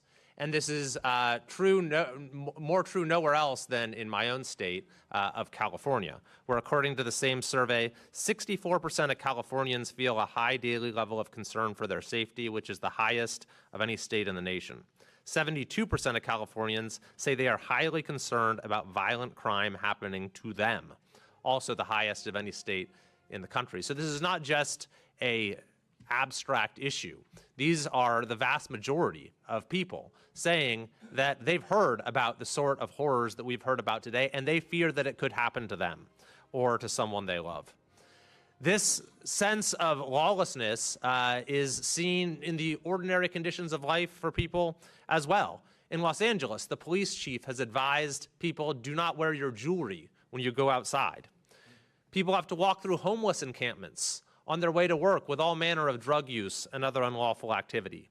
You walk into a CVS or a basic store and your shampoo and conditioner is under lock and key because theft is so rampant. We see that in Washington, D.C. as well. You probably see it here in Charlotte. So these, and in fact, in my own state of California, we just had an incident 2 weeks ago where, in apparently an act of politically motivated violence, an individual fired 3 shots into a local news organization, and he was at large for some time, and then we all breathed a sigh of relief when he was apprehended. Thankfully, no one was hurt. The shots didn't hit anyone. But then he was immediately released. A man who just fired 3 shots into a news studio. Fortunately, there was a federal nexus. The FBI apprehended him soon after that. But this is the core of the problem. It's criminology 101 that the best deterrent against crime is the certainty of punishment. And the way that many of these jurisdictions are set up is there's various dimensions to the criminal justice system that undermine the certainty of punishment. So if you're a criminal committing even a very serious crime, you probably think there's not a very good chance you're going to get caught because the police departments are understaffed and they've been defunded. But then even if you do get caught, there's a good chance you won't be prosecuted because you have these rogue district attorneys who don't prosecute crime.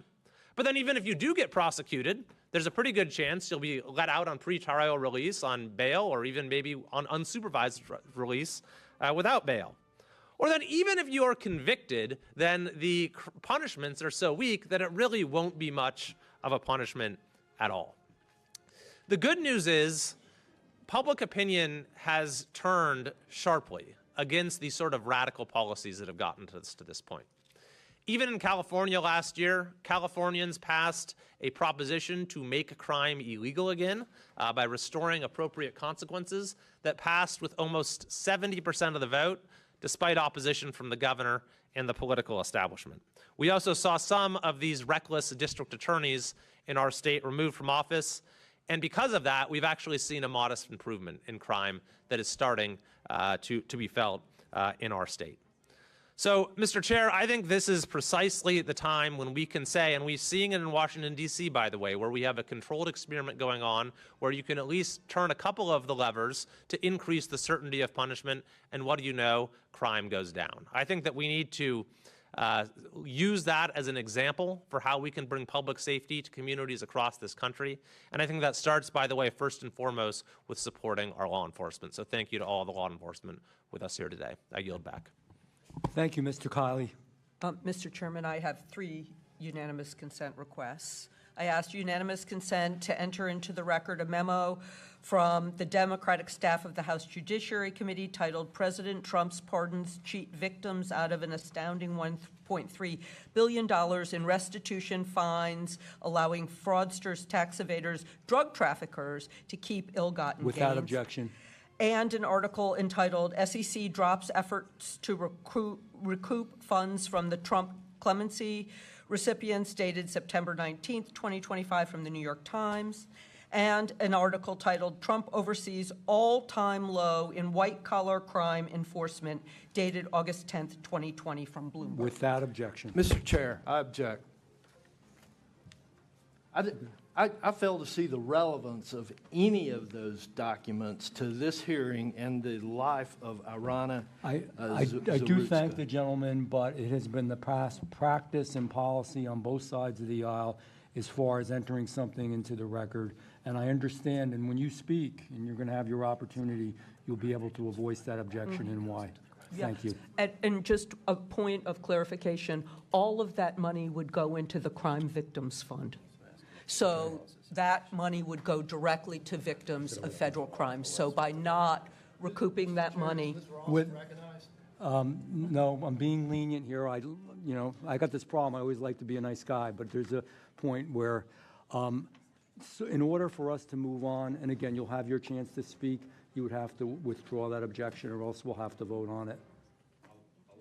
I have thanked the gentleman. Thank you. Okay. With that, I will recognize Ms. Lee from the great state of Florida. Thank you, Mr. Chairman. Like a number of my colleagues here today, I too am a former prosecutor. I also am a former judge.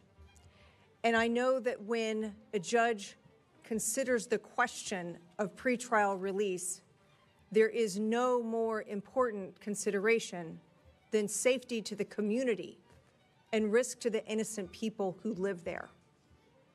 When judges fail to consider a violent criminal history, or when they're required to look away from a violent criminal history, we see absolutely tragic consequences.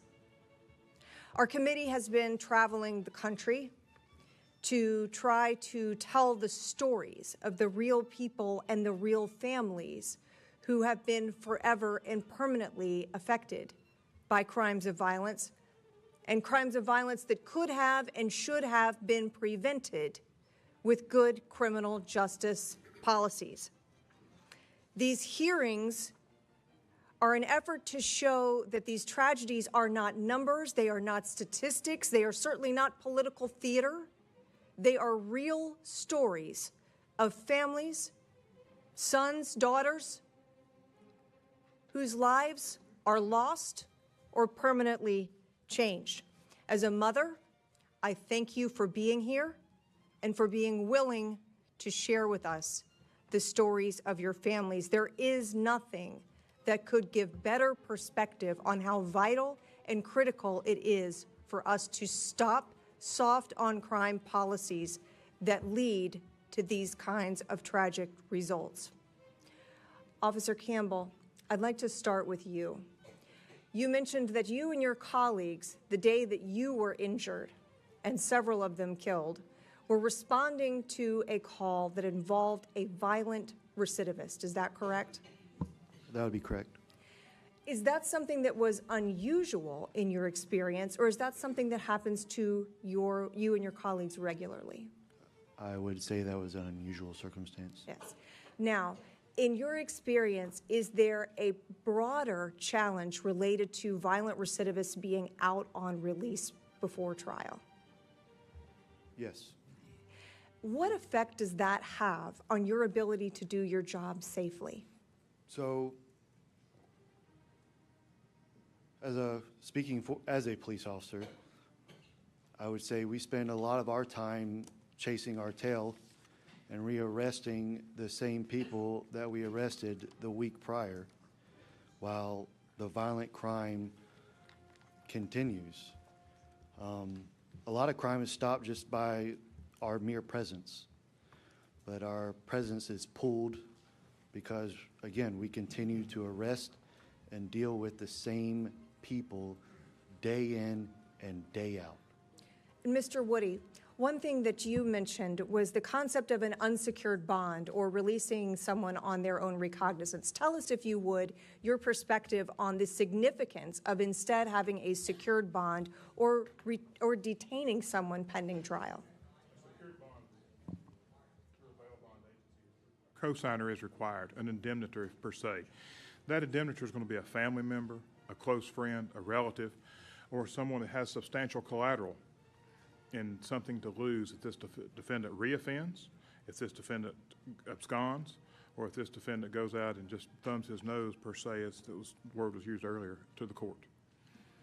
And Ms. Alderman, you mentioned something in your earlier testimony that I think is a really important point for everyone here to understand, and that is that it's been 5 years and you're still waiting on a trial for the offenders in your granddaughter's case. That, Ms. Lee, is not uncommon in Mecklenburg County.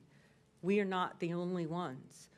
The murder docket, or whatever, I don't know the legal terms, but murder trials are between 5 and 7, sometimes more, years behind.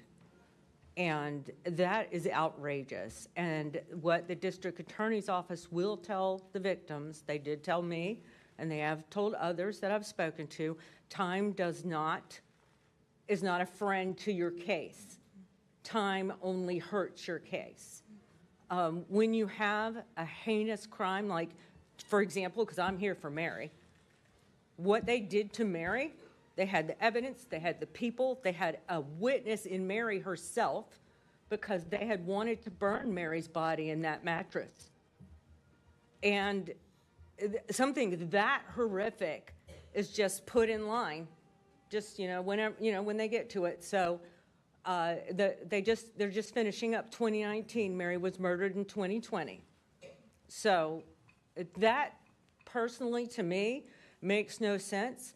Every single person who was murdered, there should be a swift prosecution, and they should be prosecuted, and it should be taken care of. In addition to that, in my opinion, something as heinous as what they did to Mary and others in Mecklenburg County should be dealt with more swiftly. Thank you, Ms. Alderman. Mr. Chairman, I yield back.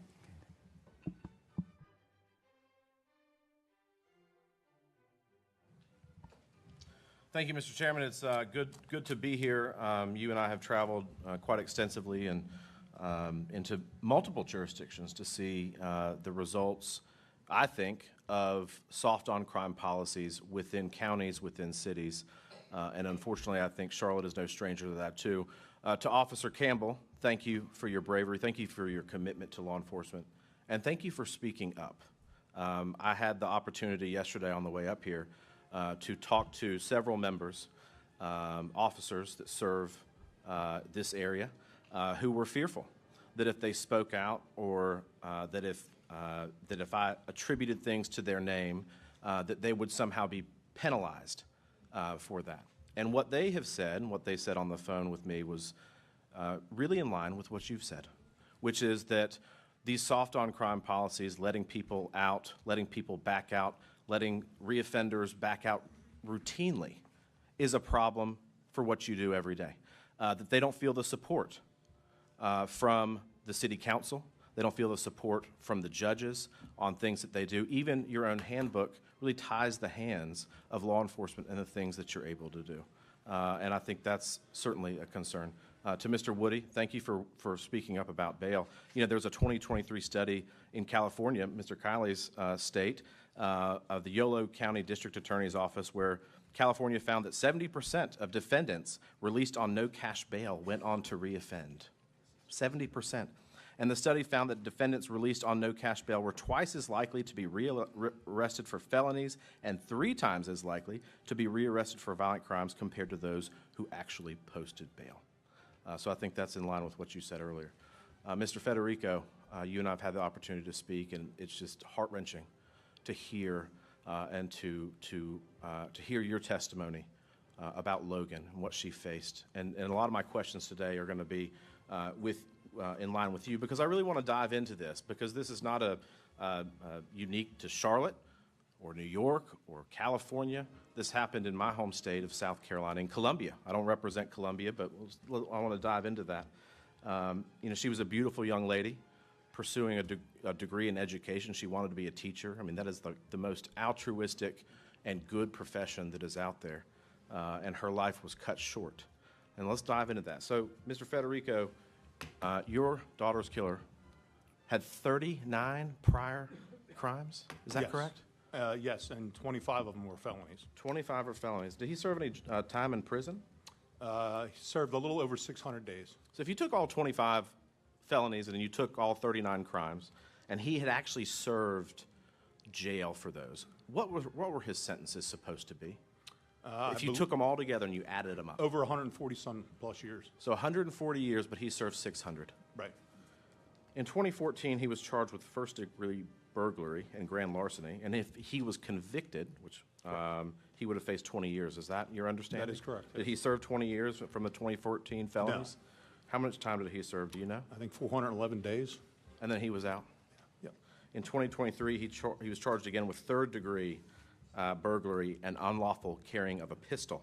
The court's comment on the public index of South Carolina says that the sentence would have been 5 years. Is that correct? Yeah. 2023 to 2028. Yeah. Would have never met Logan. He would have never met Logan. He would have still been incarcerated. What happened in that sentencing? Do you remember? He was paroled for compliance. Yeah, he served time served, I think, right? Yeah, time served. 114 days pending his trial. Time served. Yep. The maximum sentence of 5 years for third-degree burglary. And that's with the felon with a gun. 2 years probation, too, right? Yep. During that probation, while he was out, he reoffended again. Isn't that right? That's absolutely 2024? correct. Yep. What was that charge? Do you remember? I believe burglary. It was identity fraud. Yeah, identity burglary and identity fraud, I believe. I know you're not a lawyer, a prosecutor, or a public defender, but to your understanding, is identity fraud a misdemeanor or a felony? Felony. It's a felony. Yeah. That's right. How much time do you think that he would have served if he had been convicted of that felony? Probably 15 to 25. That's right. 10 years, actually. Yeah. So 10 years in 2024, he would have never met Logan. Yeah. He served 600 days. Why was Mr. Dickey not in jail? You know what? A couple different reasons, but there was a couple fingerprint issues. But from what I understand, Mr. Dickey wasn't in prison because most of his plea deals. Plea deals. Yeah. And they say fingerprints, but don't you think that the judges and the solicitor would have had access to other records? Well, listen, if the person who found out about the fingerprints issue found out about it in 10 minutes, they sure as hell could have found out about it. Now, if the judge or the have you talked to the prosecutor, by the way, on the current case? Just once in 4 months. Who is his name? Byron Gibson. You have not talked to him once in 4 months? Once in 4 After months. the tragic murder of your daughter, you have not talked to the solicitor. We call them solicitors in South Carolina. That's correct. If the last judge prior to this murder were in front of you, what would you say to that judge? And then after that, I'll yield after your answer. I'm not so sure I would say anything to him. I'm not so sure he would be in front of me. Take a look at my daughter. I don't have anything to say to him. What could I say? How he disappointed me, how he failed Logan, how he failed everybody in his community. How many Alexander Dickeys do you think are out in South Carolina right now? How many in Mecklenburg? Heck, there was 4 murders in Charlotte last week. I mean, come on. This isn't working. It's not working for anyone. Thank you for your bravery coming here today. I know it's not easy for any of the witnesses. And with that, Mr. Chairman, I yield back. Thank you. I recognize Mr. Knott from the state of North Carolina. Thank you, Mr. Chairman. To the witnesses here, thank you for your time. Thank you for your testimony. Ms. King, it's always good to see you again. Mr. Asher, I want to start with you. You talked about the decline in the homicide rates over the last time period. What time period specifically are you referring to? In general, murder rose 30% nationally in 2020, had stayed generally at that level between 2020 and 2022, fell about 10% in 2023. Last year, the FBI had it at 14, 15%, and then so far, the best estimate is roughly a 20% decline this year. And what, in terms of the homicides that you're referring to, what are the overall numbers per year on average? 2014 is previously the lowest murder rate ever recorded in the U.S., was about 14,500. In 2020, it hit about 22,000. And are you referring to convictions, charges? No, this is just from police reporting. This has nothing to do with the prosecution angle. The only reason why I'm asking is you're aware that it is a homicide to sell a lethal dose of drugs, correct? So in this case, it's the difference between a homicide and a murder. From the prosecution side, that can be a homicide, but from the way that the FBI is counting it, it would be a non-murder homicide. A non-murder homicide. Okay. Well, yes. A homicide a criminal activity results in the death of the victim, correct? Yes. And isn't it true that since 2000 there have been roughly 1.5 million victims who have lost their lives because of overdoses? I don't have that number, but I can. Okay. So that's I don't doubt that. That's not as rosy as, crime is going away, crime is decreasing, correct? That's 1.5 million Americans over the last 20 years who are not captured in this batch of stats. It's astounding. It's astounding. You're also aware that there was a leader in the Capitol Police Department, Mr. Michael Pulliam, who was suspended for manipulating crime data to make it appear that his community was safer than it actually was. You aware of that? Are you talking about Washington, D.C.? Yes. I'm familiar with the allegation. I believe that it's under investigation. Yes. So it is potentially feasible that the conclusions that you're deriving, taken from police departments, are not the full picture. I believe that it is the full picture. I know you do, but it's possible. I'm just asking if it's possible. So crime data is very flawed. You just disregarded 1.5 million dead Americans. Well, I'm to not try to paint the disregarding picture anybody, that we are in a safer community now. Even overdoses are falling this year. I think that I can appreciate it. That's because they've been so elevated. Well, and they're falling because we have protected the American citizens by securing the border. One can appreciate a trend that we are seeing currently, a downward trend in both overdoses. We're seeing a downward trend in murder. We're seeing a downward trend in violent crime, while also not saying that these trends are acceptable, that the problem is solved. When you sit here and look at and talk to the people on the ground in Charlotte, sir, I would submit that your conclusions are not tethered to reality. Now, Officer Campbell, I want to talk to you just briefly about various initiatives. There's been a lot of discussion about partisanship and how the Democratic Party is not soft on crime. And there are some Democrats who are not soft on crime. But in terms of defunding the police, a clarion call for the Democratic Party, does that make us more or less safe? I would say that makes us less safe. What about working feverishly against long-term incarceration? Is that more or less safe? Less safe. Mr. Woody, what about cashless bail? Again, that's a uniquely partisan initiative, funded by Democrats nationally, locally, and the state level. Does that make us more or less safe? Cashless bail makes us less safe. Mr. Campbell, in regards to the complete disregard of our borders, our immigration laws, does that make us more or less safe? Less safe. What about decriminalizing all drugs? That's a partisan initiative in some parts of the country. More or less safe? Less safe. What about funding NGOs? Tens of billions. We talk about funding. We talk about mental health. We talk about victims funding. Tens of billions of dollars over the last 4 years that was handed directly to people who were here illegally. Does that make us more or less safe? Be less safe. So it seems to me that we have an ideology problem, not a funding problem. And would you say it's a coincidence that the top 10 most dangerous cities in the country are led locally by Democrats? Is that a coincidence? No. Now, Mr. Federico, I want to ask you, there's been a lot of discussion about you cannot incarcerate your way to public safety.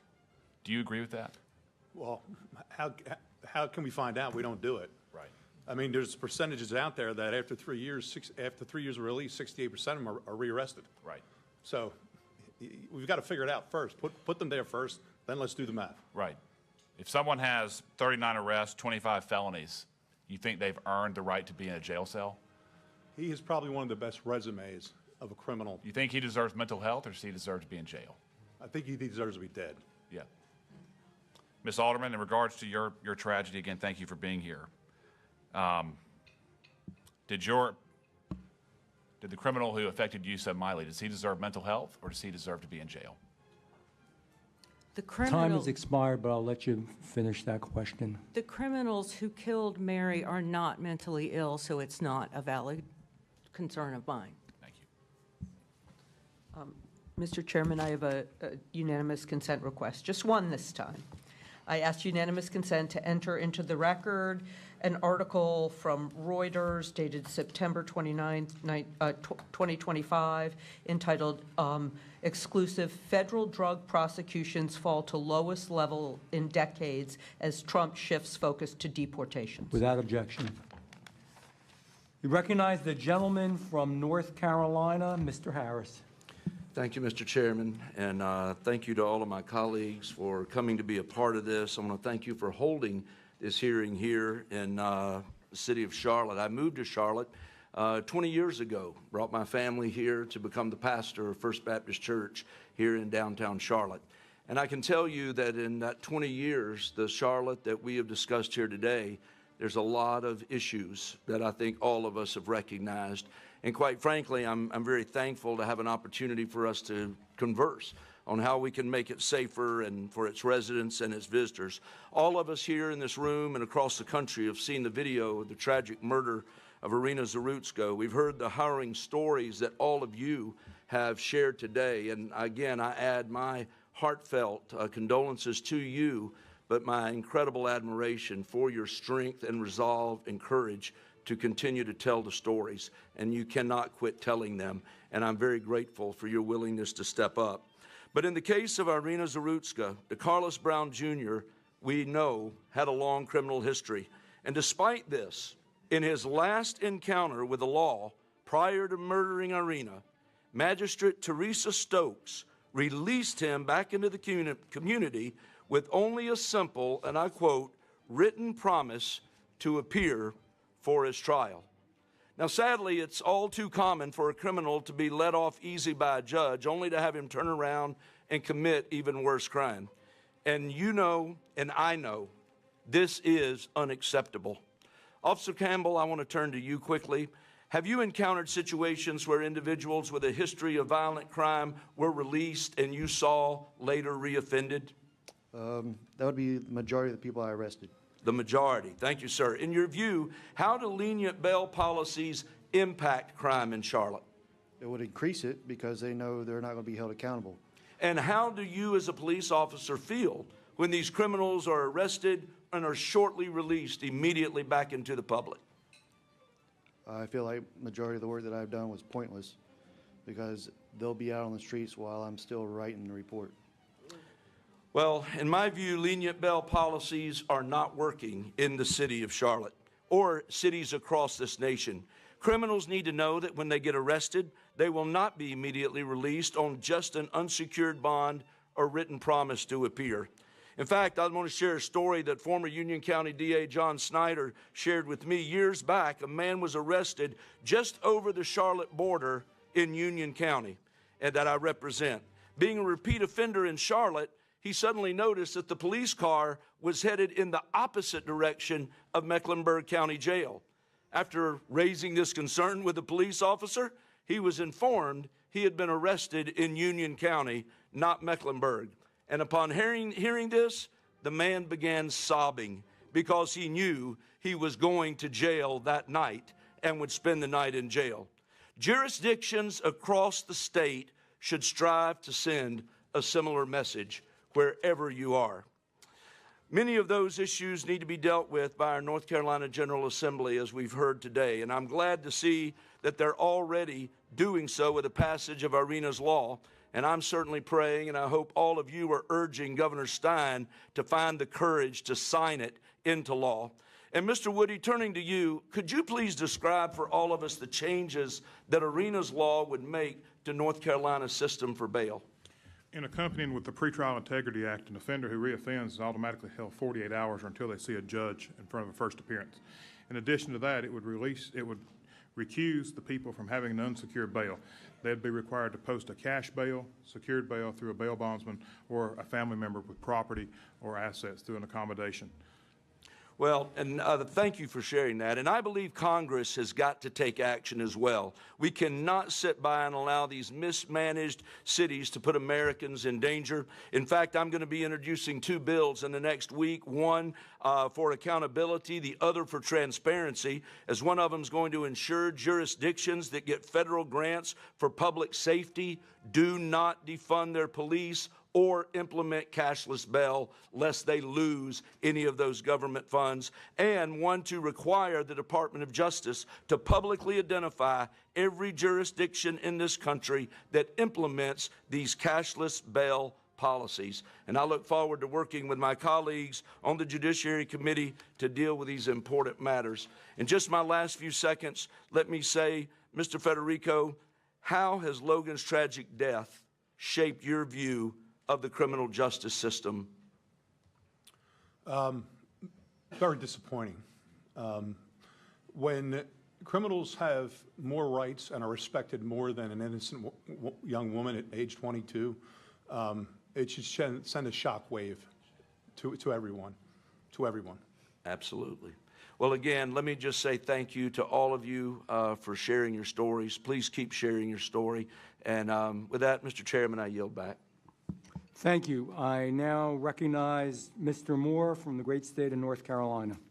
Thank you, Mr. Chairman, and I want to thank the committee for being here today. I'm proud to represent Charlotte in Congress, part of Charlotte, and while I'm glad that the committee is here, I certainly hate the circumstances under which that the committee has to be here. To our witnesses here, I have no words. Some of you I've talked to before, some this is the first time, and the tragic deaths that you all have discussed, that you're living through, Officer Campbell, your injuries are things that should never, ever have happened. And I do want to push back on some of the argument that this is a money issue. This is not a money issue. This is a policy issue.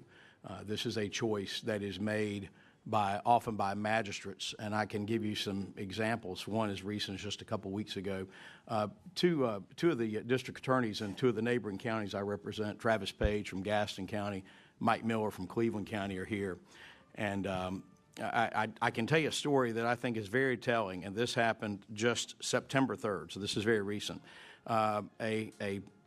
A guy by the name of John Alexander was accused of breaking into a Belmont Abbey College dorm room and sexually assaulting a student. That happened in Gaston County. However, he was initially arrested here in Mecklenburg County. Guess what his bond was, Mr. Chairman? Here, the bond was set at $50,000. He made bond. Once the case got transferred over to Gaston County, the district attorney and the judge there raised the bond to $500,000. And so that this person will be incarcerated. That's an example from just a few weeks ago right here showing the difference. And the fact that you have this pattern happening right here in the two counties that I hear about the most, the complaints about, are Mecklenburg County and Durham County. Those are the two that I hear about most often when I talk to law enforcement officials all around the state. And that it's just, and it all tends to come down to, and frankly here in Mecklenburg, the criticism has not been with the district attorney, it's been more with the magistrates and the judges, letting these criminals come in and go right out the door. I mean, Officer Campbell, you just testified there are times when you're still doing the paperwork and the criminal is walking back out on the street. Is that correct? That would be correct. And just curious, I mean, is that more often than not, or is that just kind of a rare thing? No, it happens quite frequently. I mean, that should not be that should shock everyone.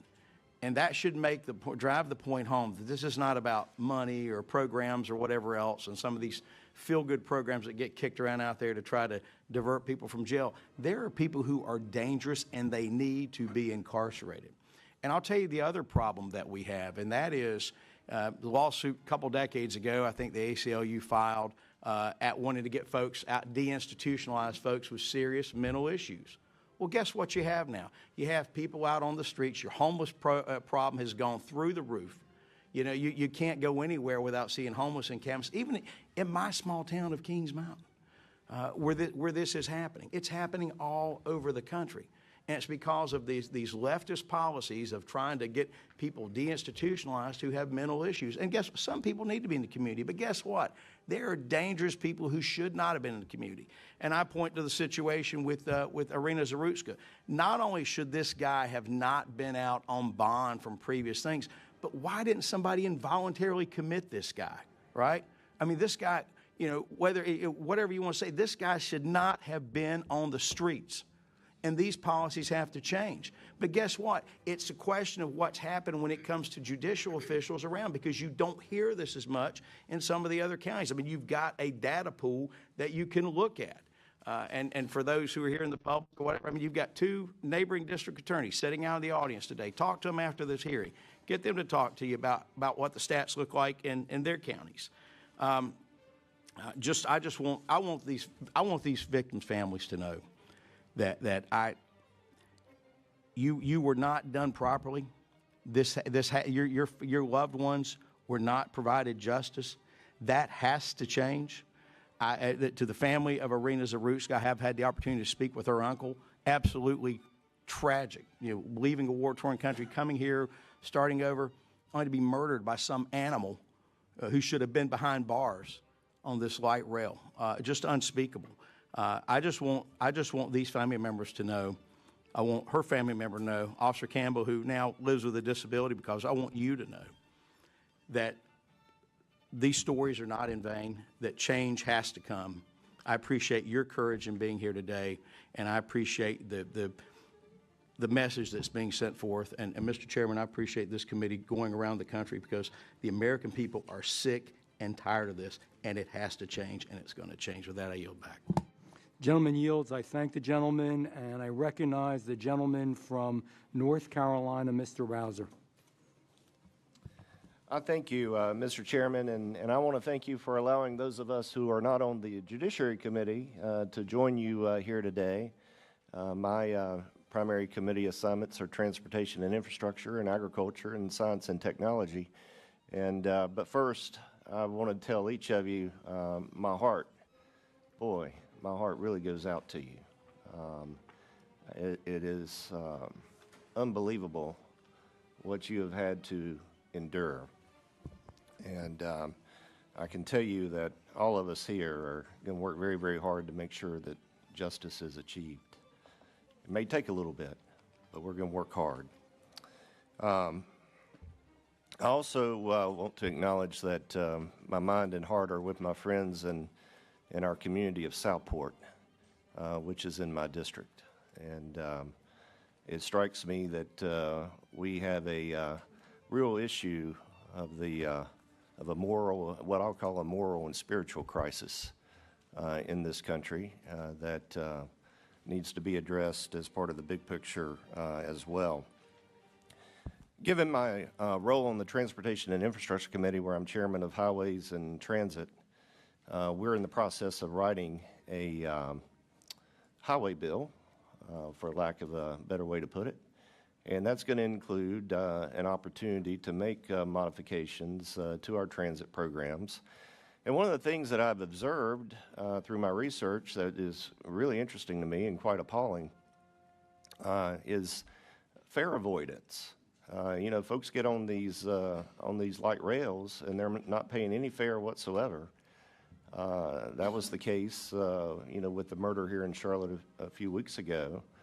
And Mr. Campbell, if I can ask you, is that something that you personally have witnessed a good little bit? Is it lack of resources or lack of commitment to police these light rail cars and make sure people are paying their fares?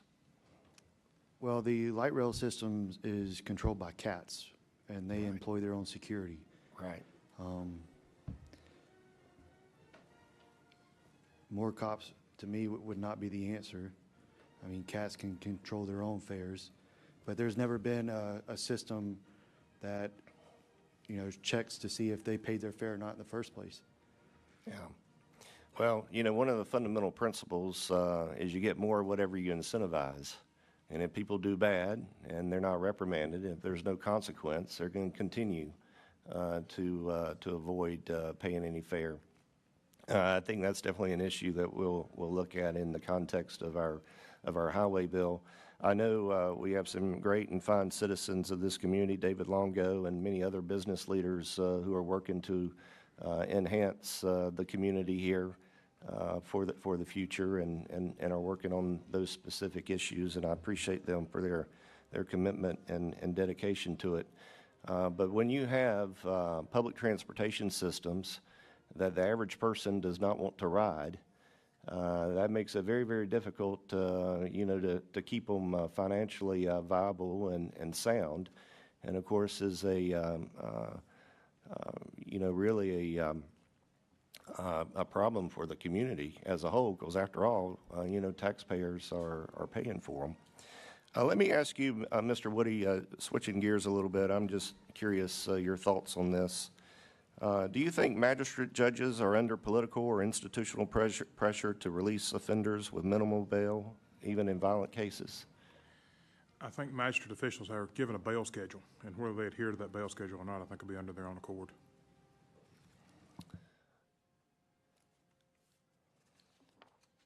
Let me also, Mr. Campbell, back to you. Based on your experience in law enforcement, have you observed a correlation between the implementation of more lenient criminal justice policies and an increase in violent crime in the Charlotte region? Yes. Unequivocally, yes. Yes. Thank you, Mr. Chairman. I yield back. Thank the gentleman. Mr. Chairman, I have a unanimous consent request. I ask unanimous consent to enter into the record an article written by Rachel Crumpler and Taylor Knopp titled Charlotte Light Rail Killing Exposes Gaps in NC's Mental Health System, published by the NC Health News on September 25th, 2025. Without objection, I also have a couple of UCs.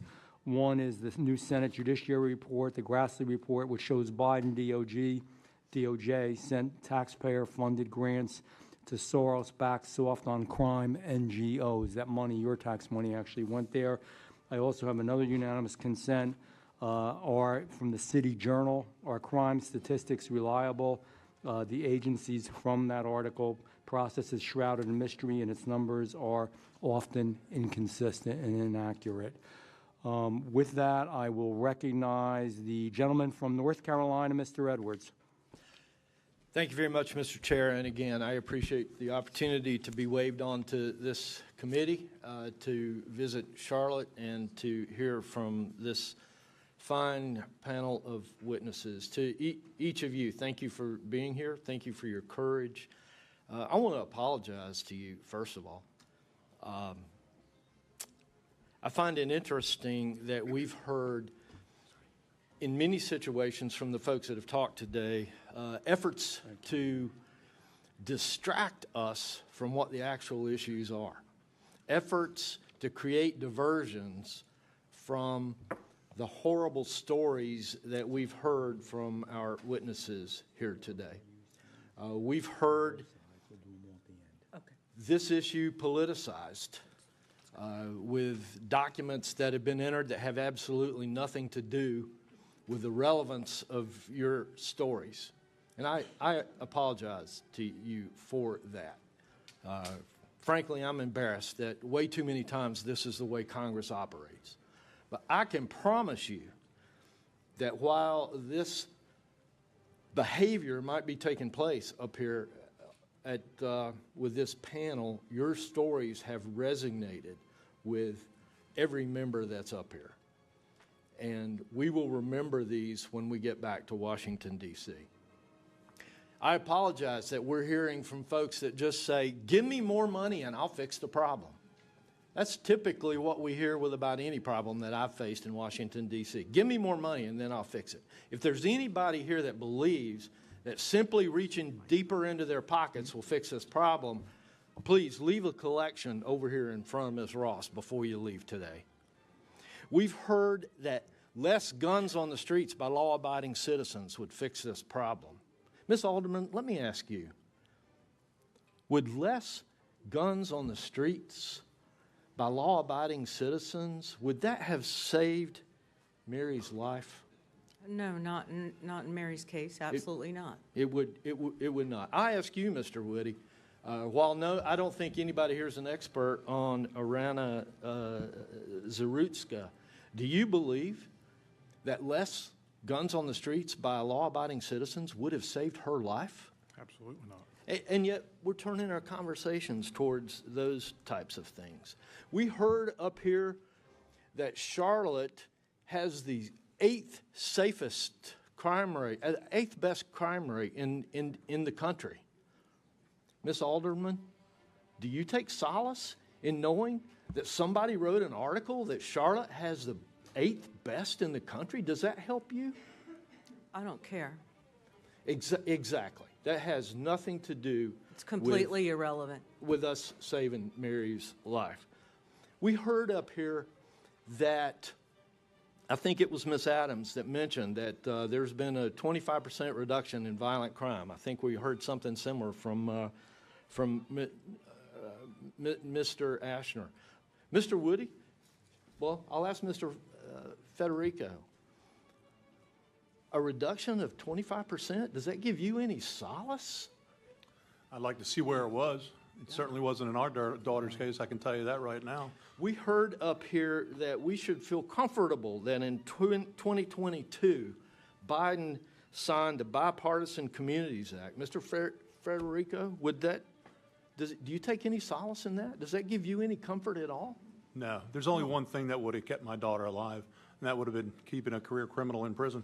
Exactly. And so I apologize to you. There's been so many distractions to what the conversation really should be up here.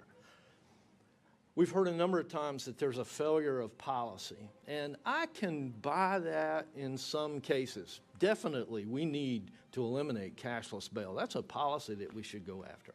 I would suggest more than policy, we need transparency and we need accountability to the people that are charged with implementing those policies. Mr. Woody, I'm about to run out of time, and I know you're probably not an expert on the court system. By the way, thank you for your service in law enforcement, most of which I understand was in my district, so thank you very much. How are magistrates selected in North Carolina? Magistrates are appointed. And they're appointed by? The Chief Superior Court Judge. Which are selected? They're elected. They're resident elected. Superior Court judges are elected. And so what I think I hear you saying is that we as citizens, communities, can elect folks to implement those policies. And it may be that we need more policies or more reporting to make the accountability a bit more transparent. I'm out of time. We could go on this forever. Thank you all. I appreciate you being here. Gentleman yields. I thank the gentleman. I recognize Mr. Harrigan from North Carolina. Thank you, Mr. Chairman, and thank you to our witnesses today. I genuinely appreciate your heartfelt testimony, and it is something, as Mr. Edwards has said, that will resonate with all of us forever. You have that commitment from us. I find it personally disgusting that members of this committee have suggested that this is political theater for the purpose of negotiating an open seat, while distracting from the fact that violent repeat offenders are continually let free from our judicial system. That is the problem that we have, and that is the only problem that we have, period. We've had a lot of talk about money today. I will actually give DA Merriweather some credit. He got together with local business leaders and local government officials to decide, okay, hey, what is the minimum amount that we actually really need in order to get the job done? Because from his words, he said, I don't want to throw money at this problem, because the problem really isn't money. And out of the 10 additional DAs that he needs with 5 additional staff assistants, that's exactly what the state legislature has authorized, and it's just waiting on Governor Stein's signature to be put into law. That's happening.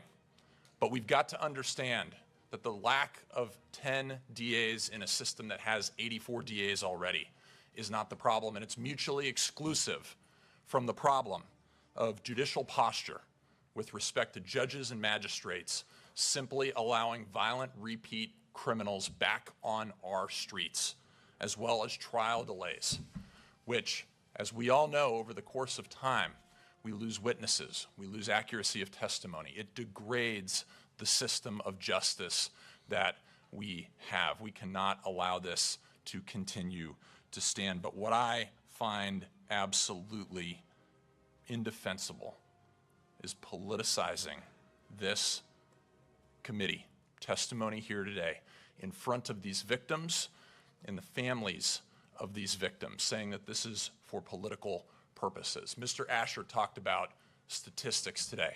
The statistics that he entered into his testimony today about declining crime are only through June of 2025. It does not talk about July, August, or September. And you know what's happened in July, August, and September? The murder rate has skyrocketed in Charlotte.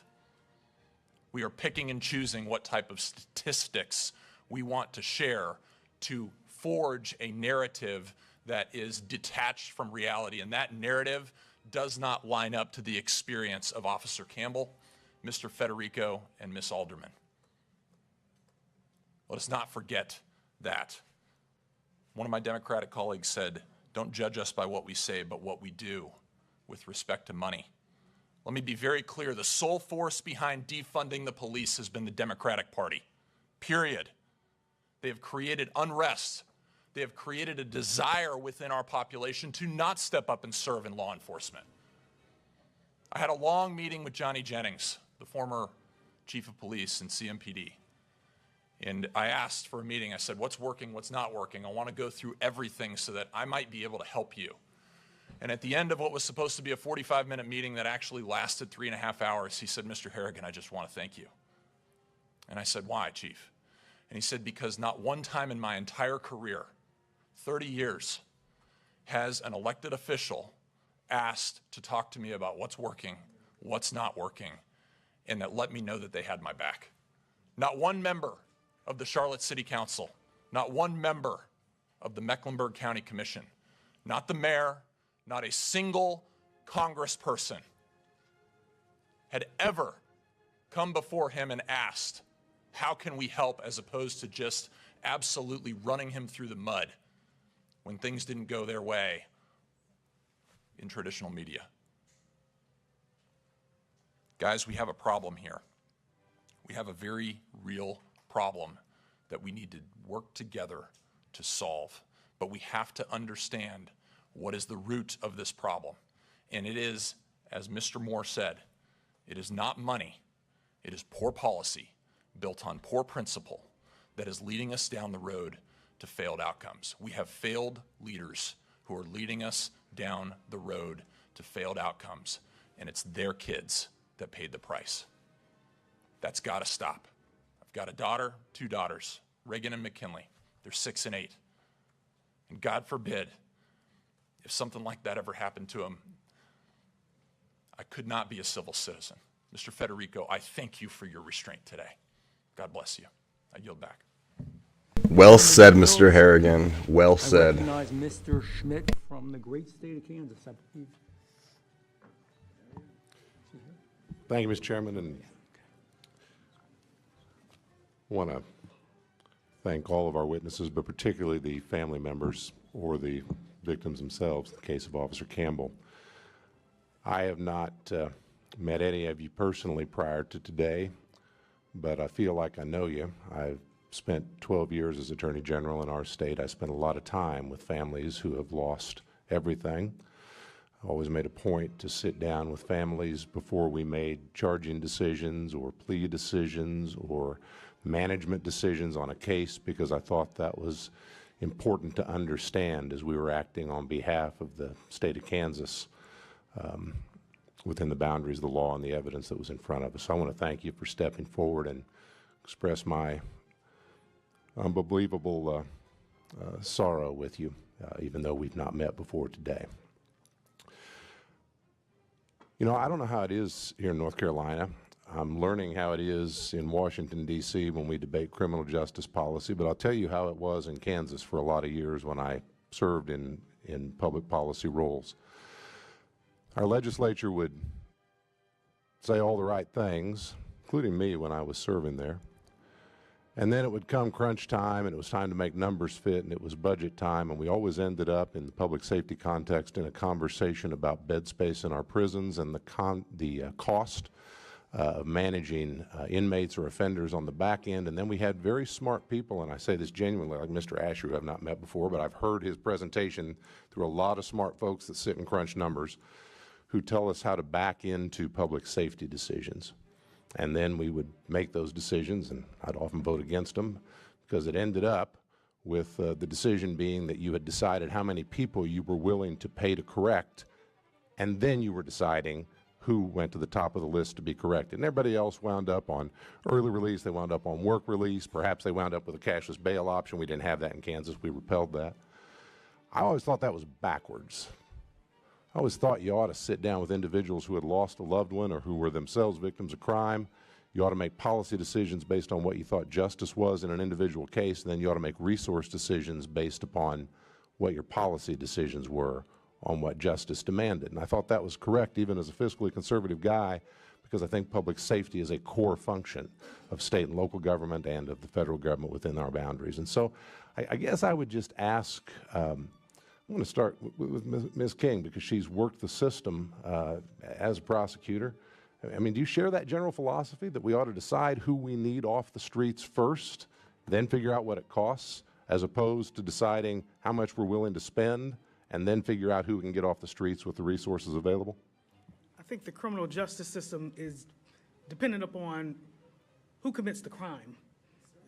And so who commits the crime is who the resources, whether that's investigation, prosecutorial, that's how those resources are allocated, working cases against the individuals that commit the crime. Officer Campbell, how about you? You've seen both sides of the system now.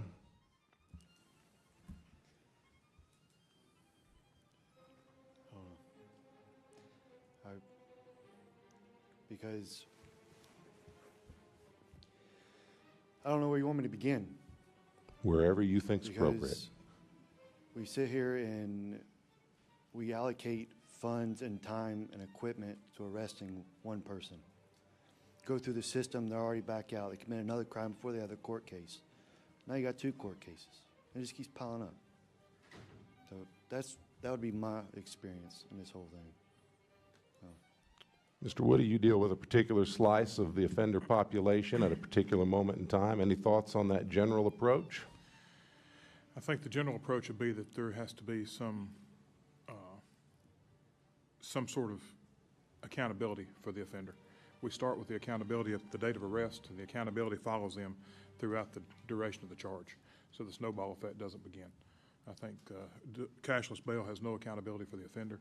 They're released 1 day, 2 days, 3 days with no consequences, versus secured bail. If they go through a secured bail process, they have family, someone with collateral, someone with skin in the game to verify that they go to the court system. Mr. Federico. The safety of the community has to come first. And if that is putting somebody in prison right away and not letting them go until it's ready as far as their hearing, you have to think of the community first. Nobody thought of the community first.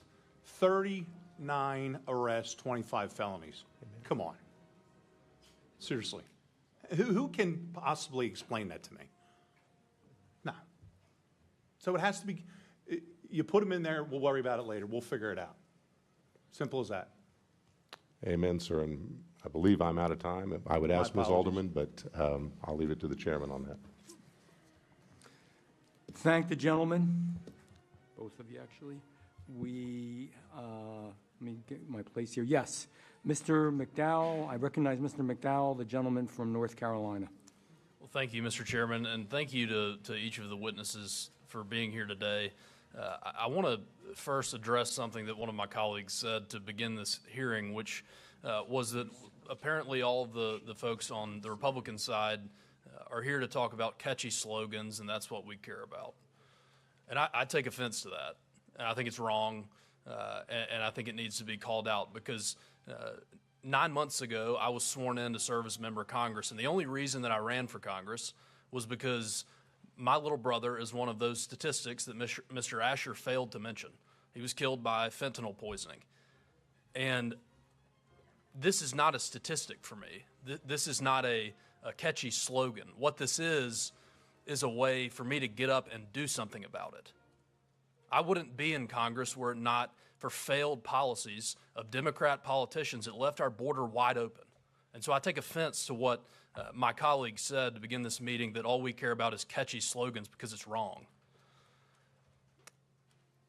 I know firsthand, Mr. Federico, what it's like to see that picture, a picture of a lost loved one that drives you, that motivates you. In my office, I keep a picture of my brother that I have to see every single day before I go to vote, so I remember why I'm here.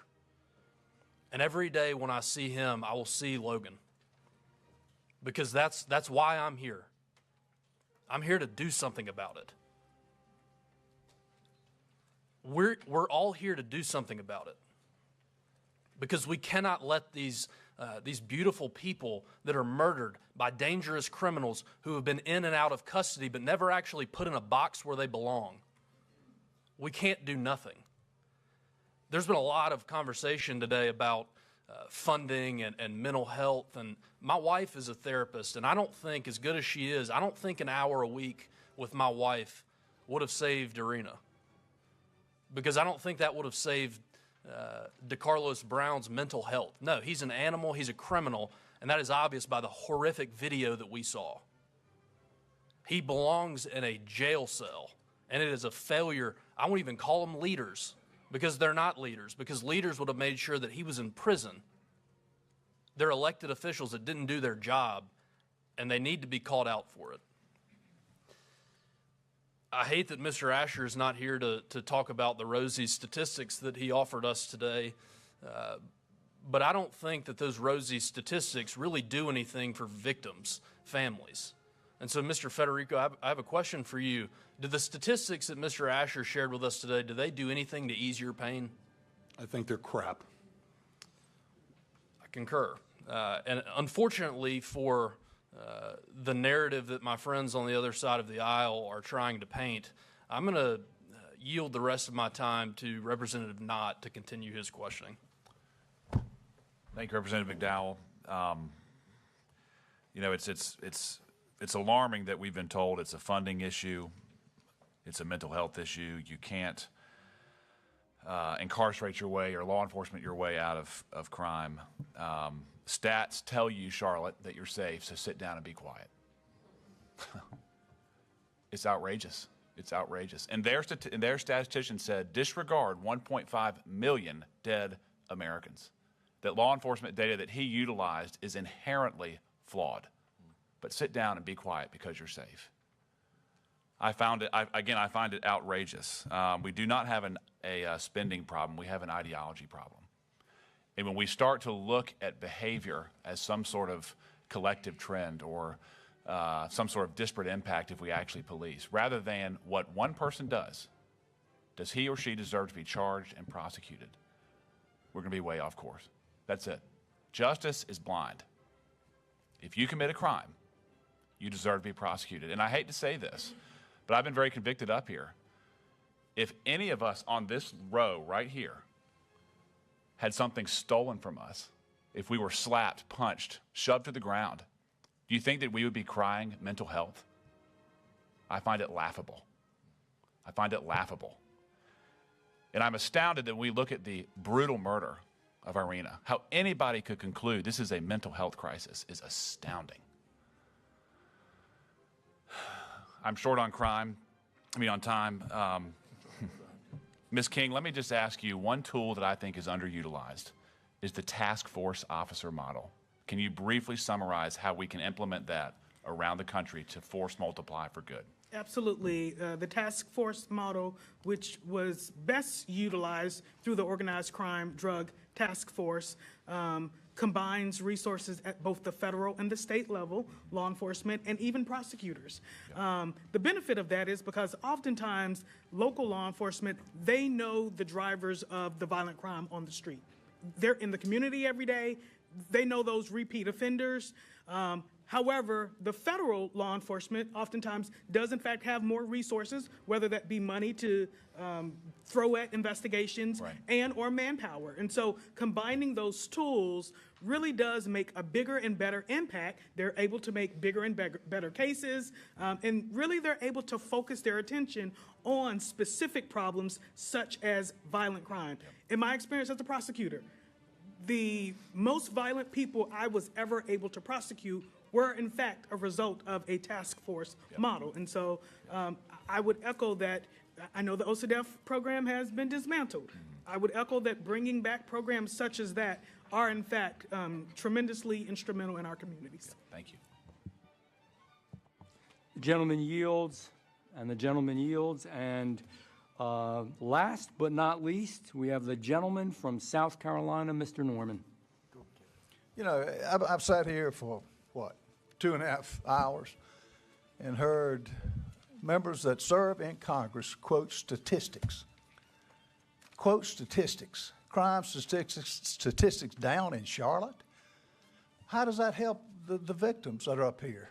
What if, Ms. King, if your daughter or your granddaughter or Congresswoman Ross and Adams used your time to quote how crime is down, what about calling your mayor out, Mayor Lyles, who failed to report the stabbing? Bring that picture up here. Who failed to report the stabbing. It happened in August 22nd. Where's your voice for that? Where's your voice for those, for the children who were as my colleague mentioned, were let across the border to the tune of 20 million people by your president who opened the door. We finally had a president that stopped it. And you criticize Trump and quote statistics? Are you kidding me? It's a disconnect. What about the 14,000 murders last year? What about that statistic? What about the, Mr. Federico, what'd you say, 39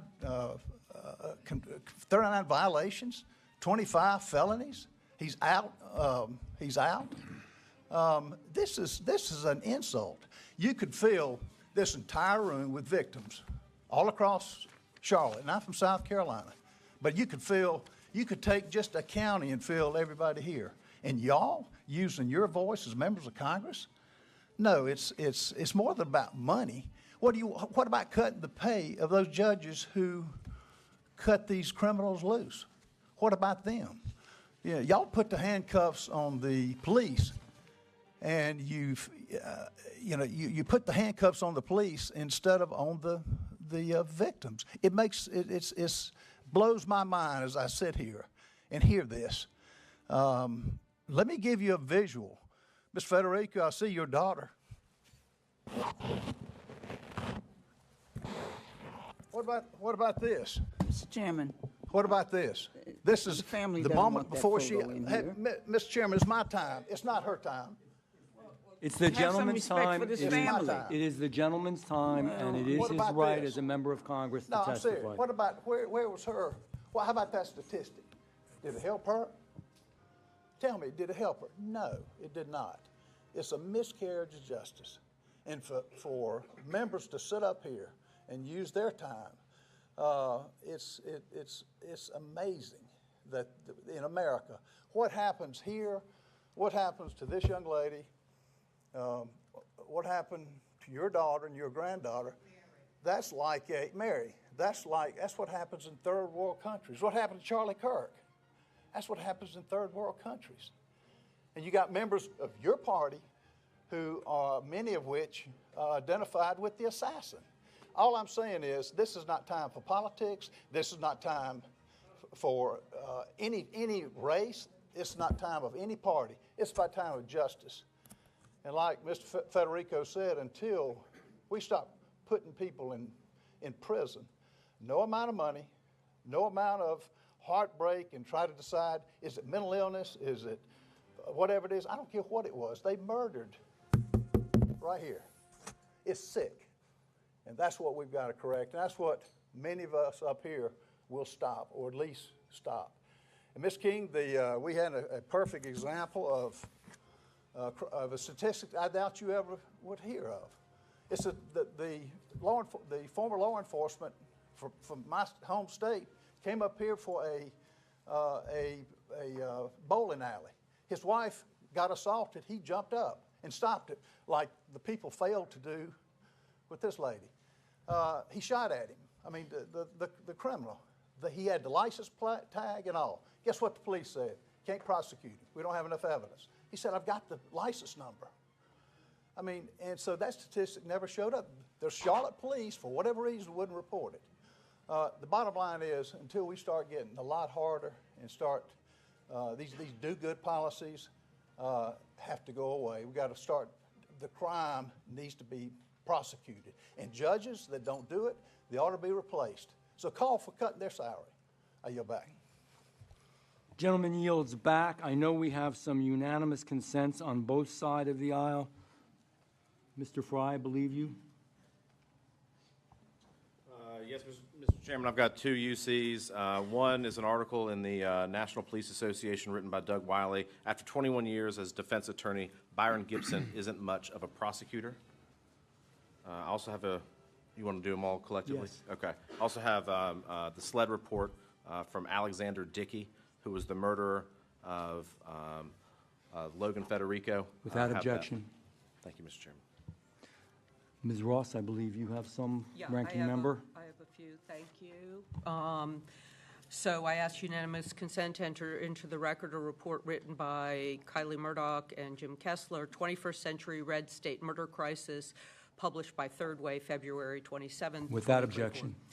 Unanimous consent, report written by Chandler Hall, highest rates of gun homicides are in rural counties, published by the Center for American Progress. Without objection. An article written by Nick Wilson titled Trump Administration's Budget Will Undermine ATF's Effort to Prevent Violent Crime. And an article written by our witness, Mr. Asher, who had to leave, what to do about crimes persistent. Without objection. And then a unanimous consent to enter into the record an article written by Michael Waldman, Trump defunds effective crime prevention policies. Without objection. So, I want to... Ms. Adams has one. I'm sorry. Mr. Chairman, I'd like to enter into the record, ask unanimous consent to submit the CMPD report, a weekly crime report, Charlotte-Mecklenburg from August 24th to 2025, showing a 30% decline in homicides compared to the same period last year. Without I want to objection. apologize to Oreen's family for that photo. They don't want that continue to be used to politicize, and that's exactly what your you time did. has expired. Your time has expired. Mr. Chairman, a unanimous consent request. Yes. Move to admit Heritage podcast, The Blue City Murder Problem. The left's claim that America has a red state murder problem is misleading and deflects from progressive soft-on-crime policies that have wreaked havoc. Without objection. So I want to thank you all for being here. I do want you to know one thing. Politics is not what it should be sometimes, but I believe that the majority of folks up here really did hear you, for real. We'll do the very best that we can. It concludes today's hearing, and we thank our witnesses for appearing before the subcommittee today. Without objection, all members will have 5 legislative days to submit additional written questions for the witnesses or additional materials for the record as so desired.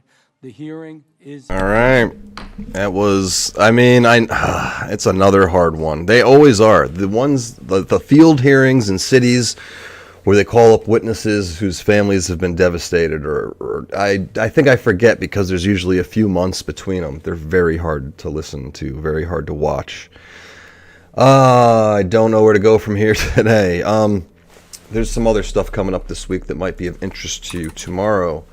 The Senate Judiciary is going to have an early bird special hearing at 9:15.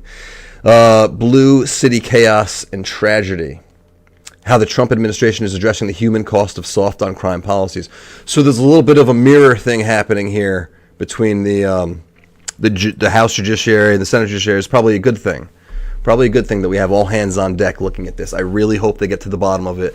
I think we all know that there's a certain, there's a few certain dark money groups that are installing these soft-on-crime DAs and other judges who in turn appoint magistrates who are also soft on crime. It's like an evil, brilliant move. I don't know when they started doing it. It needs to be addressed. But okay, so that takes us to Tuesday. We'll have another soft on crime hearing. But there's more to come. On the House side of things, they still have not scheduled anything past today on the House. And we already addressed the Senate. The Senate has more on the schedule. There's going to be a few more. There's actually a judiciary hearing again in the afternoon tomorrow to examine the competition in America's skies. But also on Tuesday, the Homeland Security and Government Affairs Committee is having a hearing on the weaponization of the Quiet Skies program. Now, Tulsi Gabbard was someone who was targeted, for weaponization using the Quiet Skies program. She's not a witness, but I believe there's still going to be some good stuff that comes out of that hearing. It's going to be an interesting one. So that might be where our attention goes tomorrow. We'll see. I'll probably end up streaming Judiciary, clipping Homeland Security. The Competition American Skies program is going to be in the afternoon. And then Wednesday, there's a business meeting to consider some of the judicial nominees. So that will take us into our week. Thank you, everybody. Act Blue, yeah, budget fight. Nothing happened during this meeting. Yeah, I know. It is... and they're hard to watch. That's really all I can say. They're important, but very hard to stomach. Has not been an easy An easy month. Okay. I guess this is important. We need to take our medicine and figure out what the hell is going on here, right? And I think we're narrowing in on these problems. The problems being judges who just release and re-release and re-release and re-release and re-release and re-release, and then the prosecutors are also, making these deals. Beyond that, it's a little outside my ballpark. State legislators, city councils, they're also different between state to state, between county to county. But yeah, I think the father, I forget who said it. I'll have to go back and clip it. But the judicial system it's in shambles right now in this country. There's tiers, like the tiers, multiple levels of justice. It caused literal tears. The families, the victim's family, which they were much stronger than I would have been. Harrigan and I are probably of the same ilk. I would not be able to be a law-abiding citizen if something happened to my daughters, who are both, I have 2 daughters under the age of 10. I have a son, too, also under 10. And,